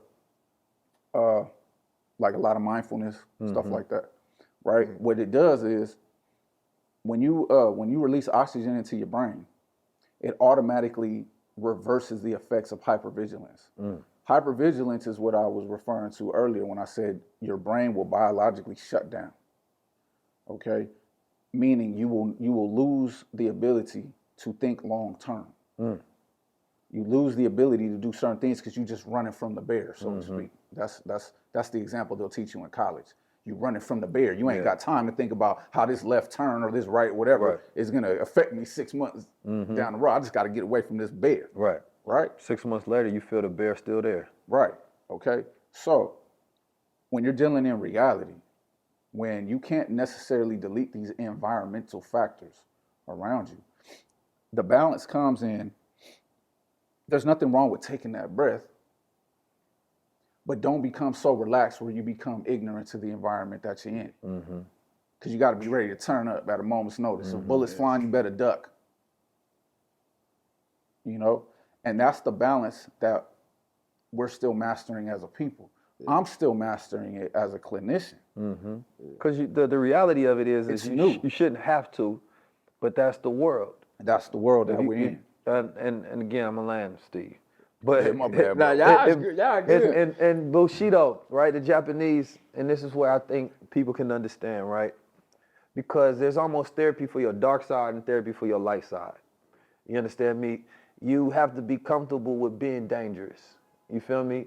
And you have to know how to be at peace at the same time, right? So there would be these shoguns who understand economics, right? They understand brutal warfare, right? They understand communal values, right? They understood leadership. They didn't have one thing, right? They were more comprehensive and well-rounded. And so in today's time, we don't often match dark and light. We don't say, well, bruh, gangster, but he also understands peace. Because you will have somebody that's a master warrior, but then he was a master gardener at the same time. You feel me? And we haven't left enough room for the mastery of light and dark, right? And so when men speak oftentimes from, let's say, your dark side, the world don't make space. The world don't actually make space for men. They only want specifically black men to make space for them. Because the moment a man speaks from his perspective, they say they unsafe. But what about his ability to speak and take up some space so that he has room for himself at the same time? So in a lot of ways, there's been so many movements that has been built off black bodies, right? But we benefit the least and everybody else benefit the most. And it's like, how's our numbers getting worse? But y'all pouring billions of dollars and granting funds and grants and all of these, building all these spaces. But to be a masculine black man in America is still not acceptable, right? Everybody wants to refine and redefine and change the definition so that it fits something that they consider to be safe. I don't want to be your version of safe. I just want to be myself. Yeah. Right? So if me being myself is safe, then nobody's safe. You feel me? Until I can be me in the way that I think. You can't always say, oh, that's red pilling. Man, shut the hell up. I don't want to hear that shit. You can't say the way black men think and always, because you ain't even studied the root and the father of that to even know what that come from. So that's more that cult media that we're talking about. And it's dismissive to how real men think, because the reality of it is the whole world, nobody wants the black man to really be the leader. See, black women know that they ain't never gonna lead white men. They ain't gonna lead white men. They know they not gonna lead white women. You know what I'm saying? They're not about to lead the Asian community, the Hispanic community, but they definitely want to lead the black community. You know what I mean? And we spread ideas and stories on how to do that. And anytime there's black men that rise, I literally had a black woman that wrote an article on how to dispel my influence. So I did not have it in my community. But I don't get nobody saying that y'all making it unsafe for me. You feel me? Yet I have to make it safe for everybody else. No, I'm gonna speak truth. And by speaking truth, it's inherently unsafe. But I gotta be brave enough to do it, but everybody benefits when I do it, but then the black man dies. And then everybody benefits but the black man, because our statistics keep getting worse. So I had posed the question, and this is where it's like, when we feel safe is when the people that are above us also choose us. Meaning that you're a black woman in position, but you don't choose a black man. I don't feel safe with you. You're a black man in position, you don't choose a black woman. I don't feel safe with you. I don't know what your true values are, but I'm supposed to celebrate you. That don't make sense to me. Because in no weird world dimension would every powerful white woman have a black husband and their culture celebrates them. Wouldn't happen. Every rich one and everyone in political power, probably the opposite. They'd never celebrate that. Yeah. But we celebrate it. Why? Because they black? That's not progress. Yeah. You know what I'm saying? I need you to have a black husband so I know you got black male interests and black boy interests at heart. Because you don't even have somebody at home that can provide that space for you to understand what I'm going through. So yeah, you're not gonna like my language. Yeah, you're gonna like when I speak more like a gay man, right? Or if I tell you I want to convert into being a woman, then I'm safe. But if I speak from my perspective that is not aligned with your language, now I'm making everybody feel unsafe. That's telling me to minimize who I am so that you can maximize who you are. Right. And you will never have that ability over me, and you will never be able to control me. And individuals like myself, well, Tony Montana say, I'll be the bad guy. You need me to be the bad guy, I'll be the bad guy. Yeah. You feel me? But the reality of it is y'all done turned the good guy into a sucker. You know what I mean? So no, I would rather never be the nice guy because I never want to finish last. You feel me? Like, it's not my place to finish last. Nice guys finish last because they let everybody else go first. I'm a good guy. I'm not a nice guy. Yeah. You feel me? So at the end of the There's day, nothing wrong with being nice though. Well, I'm just saying. I'm not nice. Yeah. I'm kind. I'm good. That's what I'm You saying. feel me? Yeah. I'm pleasant. I be respectable. But to be nice is to almost play the fool so that I can maximize everybody else and minimize myself. Because they teach girls to be nice, but that's so that they don't take up as much space. Yeah. Like, nah, they ain't gotta be nice. You have to be good, you have to be kind, and we have to start accepting good people regardless of how they come to us. Because I don't need you to acquiesce to my requests. Be yourself, be authentic. That's word. And, you know, for a lot of you all that, well, not even all you all, just respect to everybody, right? I appreciate everybody that shares their voice, share their ideas.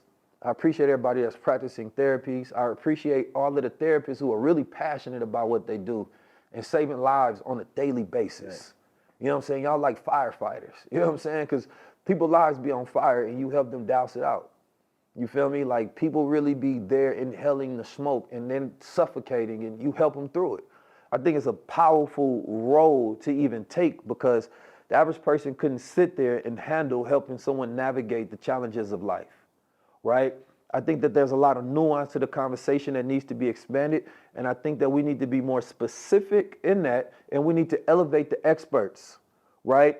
Rather than the average person. And y'all are all the same. Some people are really good at what they do, and some people like public defenders. I'll be honest. And it's okay to be able to say that, right? Because some people don't get results and some people do. So we need to be able to elevate those who are really good at what they do. Not just the people that's doing it. And I think we get to a place to where the best of us represent the rest of us. And on that note, we reached the end of the Man to Man episode. But I'd like to thank both of you guys Absolutely. Now, I for want to y'all thank wisdom you. that y'all gave out tonight. Yeah, no, thank Definitely y'all, needed. man. And hopefully we can sit down and do a part 2 to this because, like you said, there's so many layers to when it comes to therapy. Let me just say, It's brothers specifically need to go to my brother. Because when I first met him, what was appealing is the fact that he understands and he comes from a place of understanding. Like, there's a lot of people got information. They ain't got no understanding. They have zero experience of what it's like to be a black man and go through the nuance of that spectrum.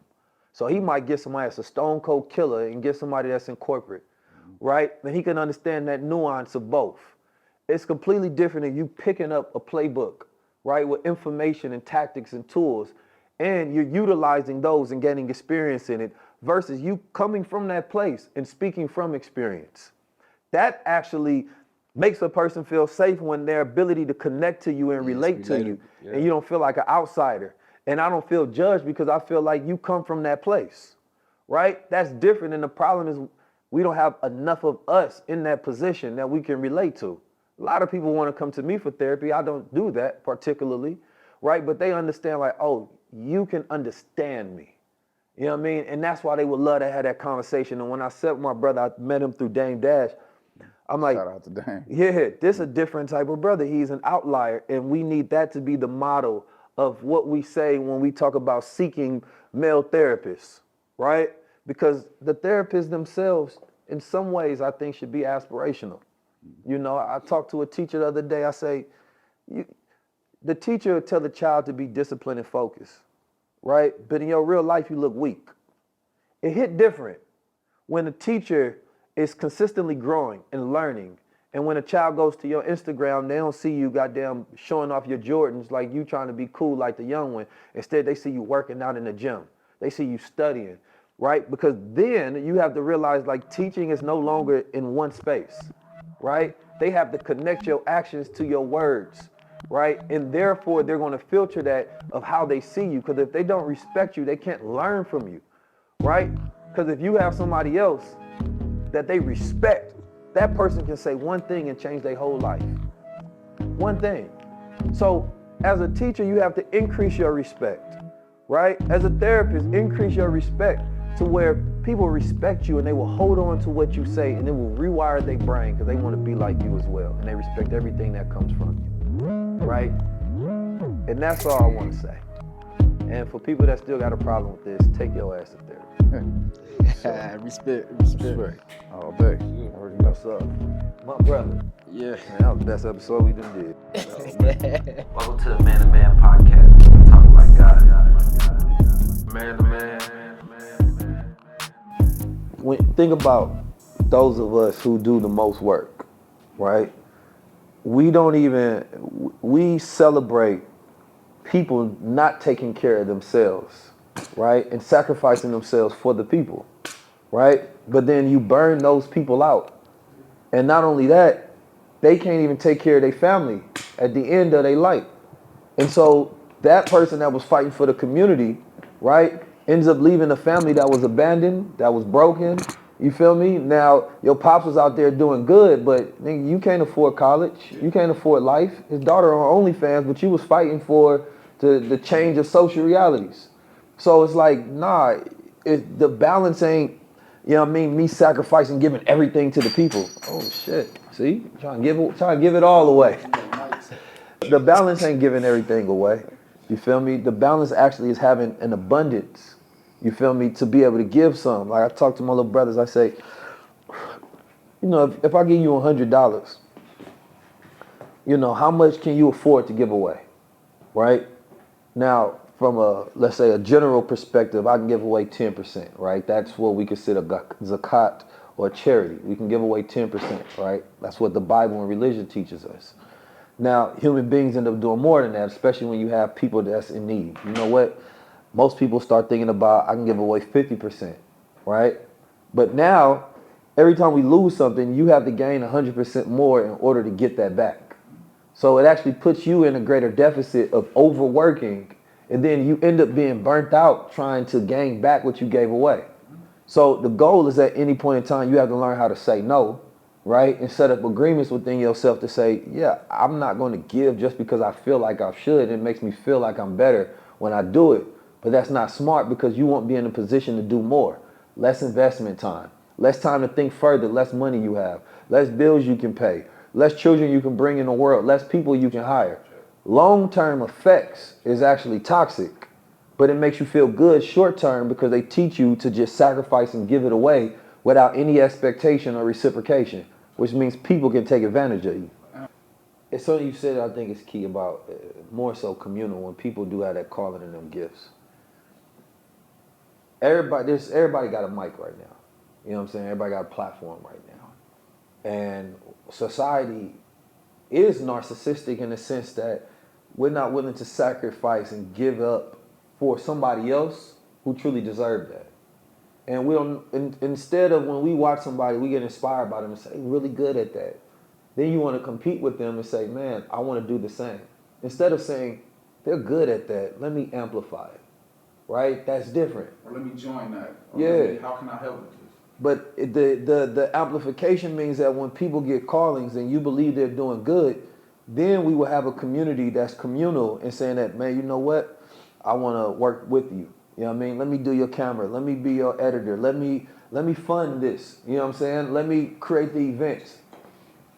That's where we lack that communal response around gifts and callings because it's so individualistic that everybody wants to compete with the person that has the calling instead of help them with that calling. Because if you see something that God put on them, man, it's your responsibility to help God's chosen ones, if you will. So that's why I think we got a problem because everybody trying to compete with those who have a calling and it ain't even their calling or understand the process in between.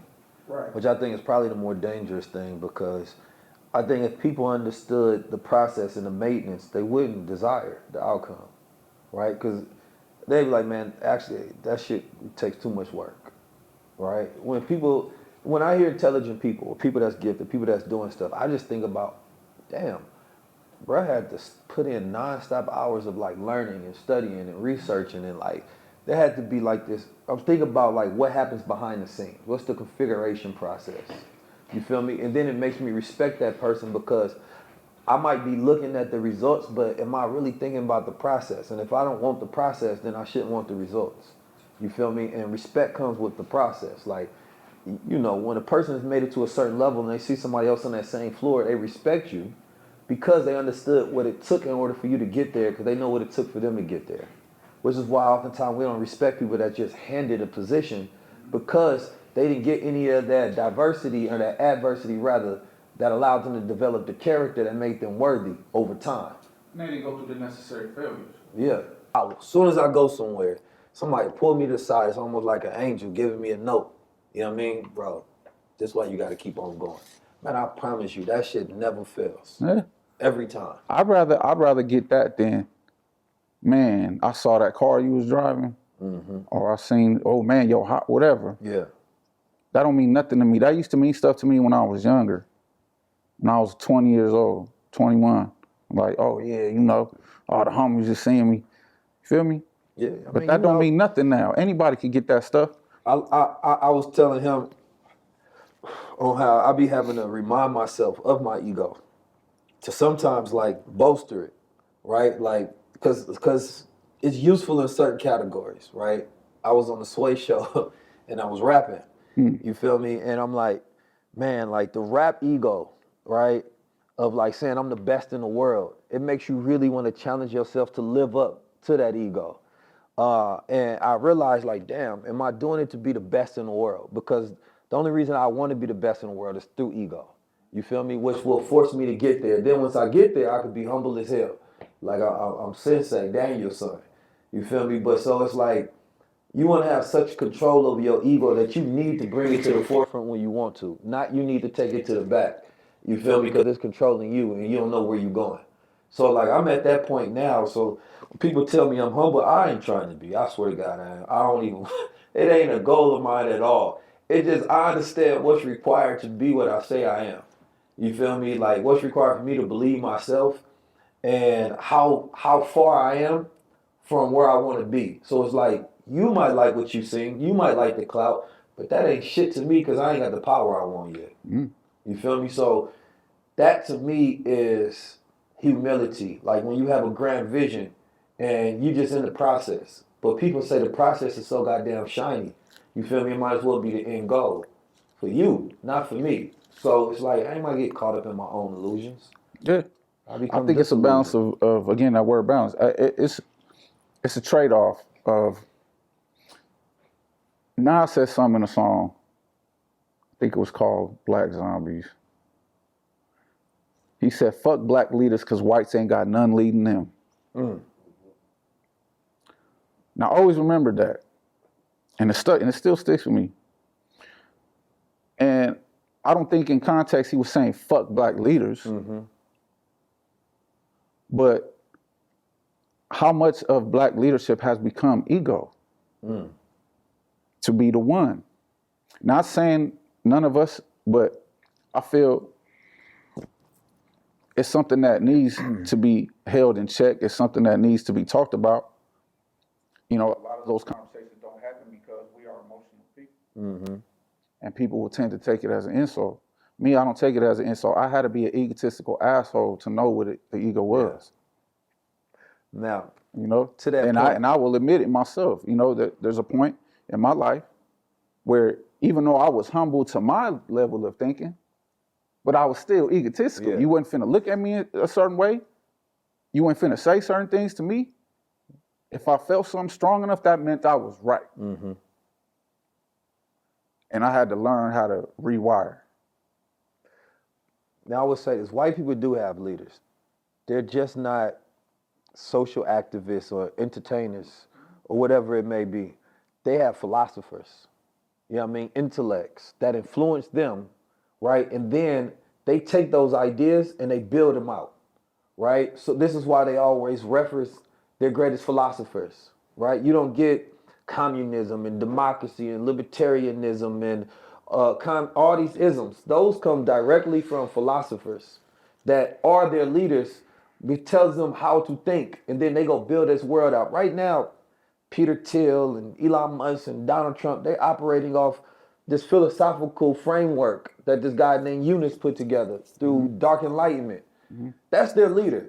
They will take that, they will take people and they will fund them, give them money to spread their ideas. Hey, create this documentary for us, because they realize that leadership is through stories, propaganda, media, right?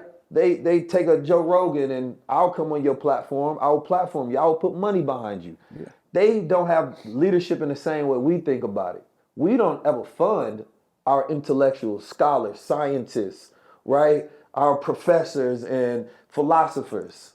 We have the wrong type of leadership and wrong relationship with leadership. We think that the crash out leadership is the competition for who's the one. No, who's guiding the paradigm of thought that we building our world off of. It's a different relationship with leadership.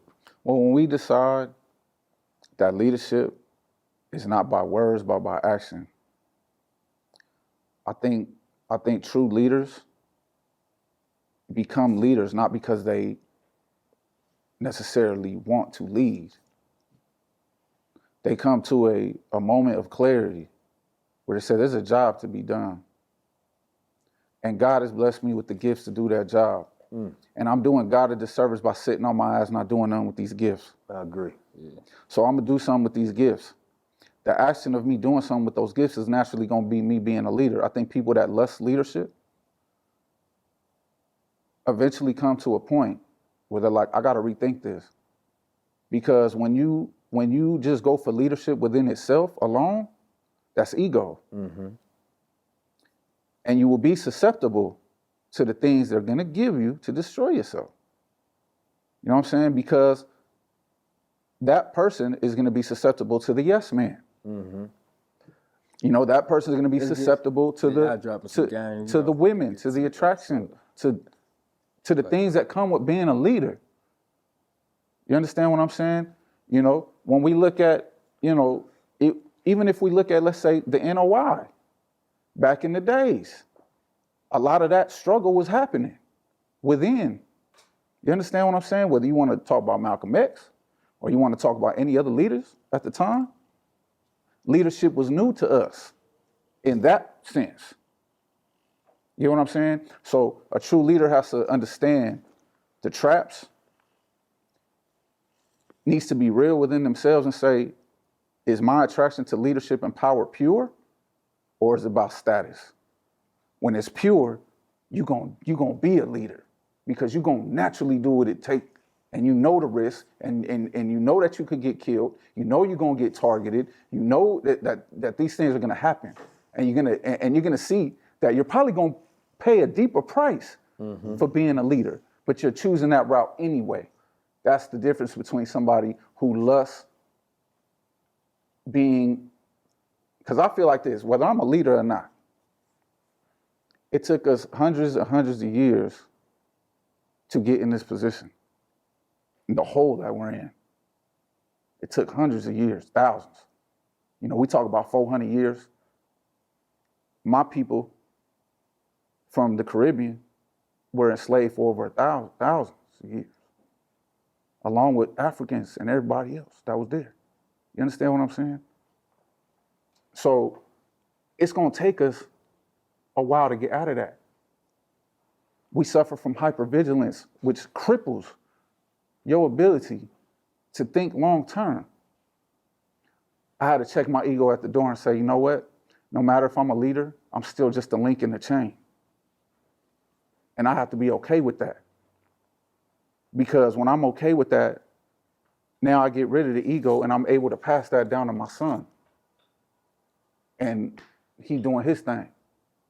If he's the one that's going to change the world, if he or whoever he inspires is supposed to, cool. You know what I'm saying? But we can't get so caught up in position because it blurs what the true mission is. And we're not working for us. I'm not working for myself in that regard. I know there's a big chance that I'm not going to be alive to see the change that I'm working towards. And that's fine with me. Maybe you will. Maybe I will, but I'm saying I'm fine if I don't. I think authenticity is the most important aspect of a leader. When Absolutely. your thoughts align with your actions, everything you do is leadership, whether people agree with it or not. 100%. If you think about great thinkers, they wasn't trying to figure out what was popular that people agreed with. It was, this is what I think about the world. regardless if you agree, if you think it's moral or immoral, whether you think it's the right direction or wrong, whether it goes in the direction, they was just thinking. And then they had the bravery to say, well, this is what I authentically believe, feel, and think about this, right? What's happening in the world, right? What's happening with myself, how I think about the perception of reality. And they shared that. And the people appointed them to be leaders because they said, this is what we need to operate off of. And they was like, I'm just being me, baby. Like, I ain't trying to lead y'all. Matter of fact, I don't want to lead y'all. I was about to say, they might be a little fearful of leadership. Yeah, because I don't want to be in a position where y'all make me a target. I was just being me. And they like, well, by being your goddamn self, you actually are the best thing we need at the time. Absolutely. So I think that, it's not about, again, it ain't about no one leader. If you go to real concepts, it's about community council, number one. You know what I mean? That's the wisest way. It's not about one king anymore. Yeah. You feel me? It's about a council of kings that Absolutely. can guide. So you have alternative views, and you essentially have a meritocracy to where when one person is not having the right, healthiest thinking, somebody else can guide, right? It's wisdom in the council. So the whole idea of looking for one leader, right, is such an outdated model, especially in a super complex world. Yeah. So we have to go to council systems and we have to ask, okay, what is the council? Don't ask where is the leader, ask where's the council. Therefore, it gives us a model that we can operate off of, like more civilizations operate off of, right? Who is the advisor? We don't need you to lead, advise, right? We got the information. Who is guiding the people? These are different terms that pushes us in a different paradigm. While they trying to completely get rid of democracy and bring back, right, a monarch, our world needs to bring back councils of leadership so that we can guide us in the right direction. So there's a distinct representation of our culture, our world, and theirs. Theirs is this overt control based on maniacal rule of some individual ideas and desires. And ours is guided through wisdom, trust, understanding based on communal harmony, you feel me, and social cohesion and ideas that come from our ancestors. So it has to be this splinting path like, no, we're not about to fall into y'all ancestral ideas. We're evolving based on our ancestral practices. You feel me? So yeah, kings are dead, councils are in. Man, that's fact. Y'all dropping some game. Let's keep the momentum going real quick. I'm gonna let you do the intro. I'm gonna do this intro right quick. Welcome to the Man to Man podcast. We talk like God. Man to man. Ain't even no coffee in here. I ain't gonna lie, this coffee's so good. I done drunk it all while I was having my high level conversation. Now, what I like to do in my coffee, I put a little cinnamon in there. You know what I mean? Sometimes, a little shot of nutmeg and some little brown sugar. Now, the coffee that is my preferred, of course, is that Superm because I need to be stimulated while having these high level conversations. Now, what I actually want to do is actually pull up to your local coffee shop. Now, I'm talking to you, coffee shop owner, right? The person that's been in business maybe 1, 2 years, maybe forever. I want to pull up and have a cup of Superm coffee with you. And I would love for you to be a distributor of our coffee. We're going to do something different, man. We're going to call this one a coffee tour, right? Because it's just about coming up to these local environments and communities and coffee shops. Not only are we going to give you exposure as well, but we would love for you to hold our coffee so that we can show people where you are at, right? And we want to work with all existing communities. I think coffee is one of those things that bring people together, right? We want to have energy when we drink coffee, right? We want to be fully awake and aware. And during a time, man, when it's hard to focus, a good cup of coffee is the best thing in the world. But we focus on mushroom coffee. I'm not sure if y'all do that where y'all at, right? But ours have the lion's mane and it got the cordyceps. So I be on them shrooms, but not them kind of shrooms that get you all the way out of there. You feel me? Them kind of shrooms that actually get you in here. More focus on your work and your day-to-day jobs that you have. Now our coffee is instant. We just pour it in there, some hot water, and it's ready to go. So I want to pull up, man, instead of just autographing, books, I'm gonna autograph the bags. You know, feel me? It's gonna be a superstar coffee tour.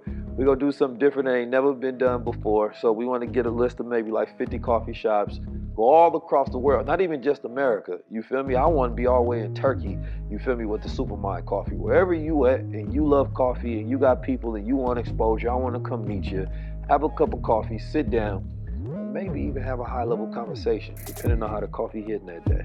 But anyway, go to 19keys at 19keys.com so I can pull up to the local coffee shop and have a high-level conversation with you. Peace, family. Welcome to the Man to Man podcast. Talk like God.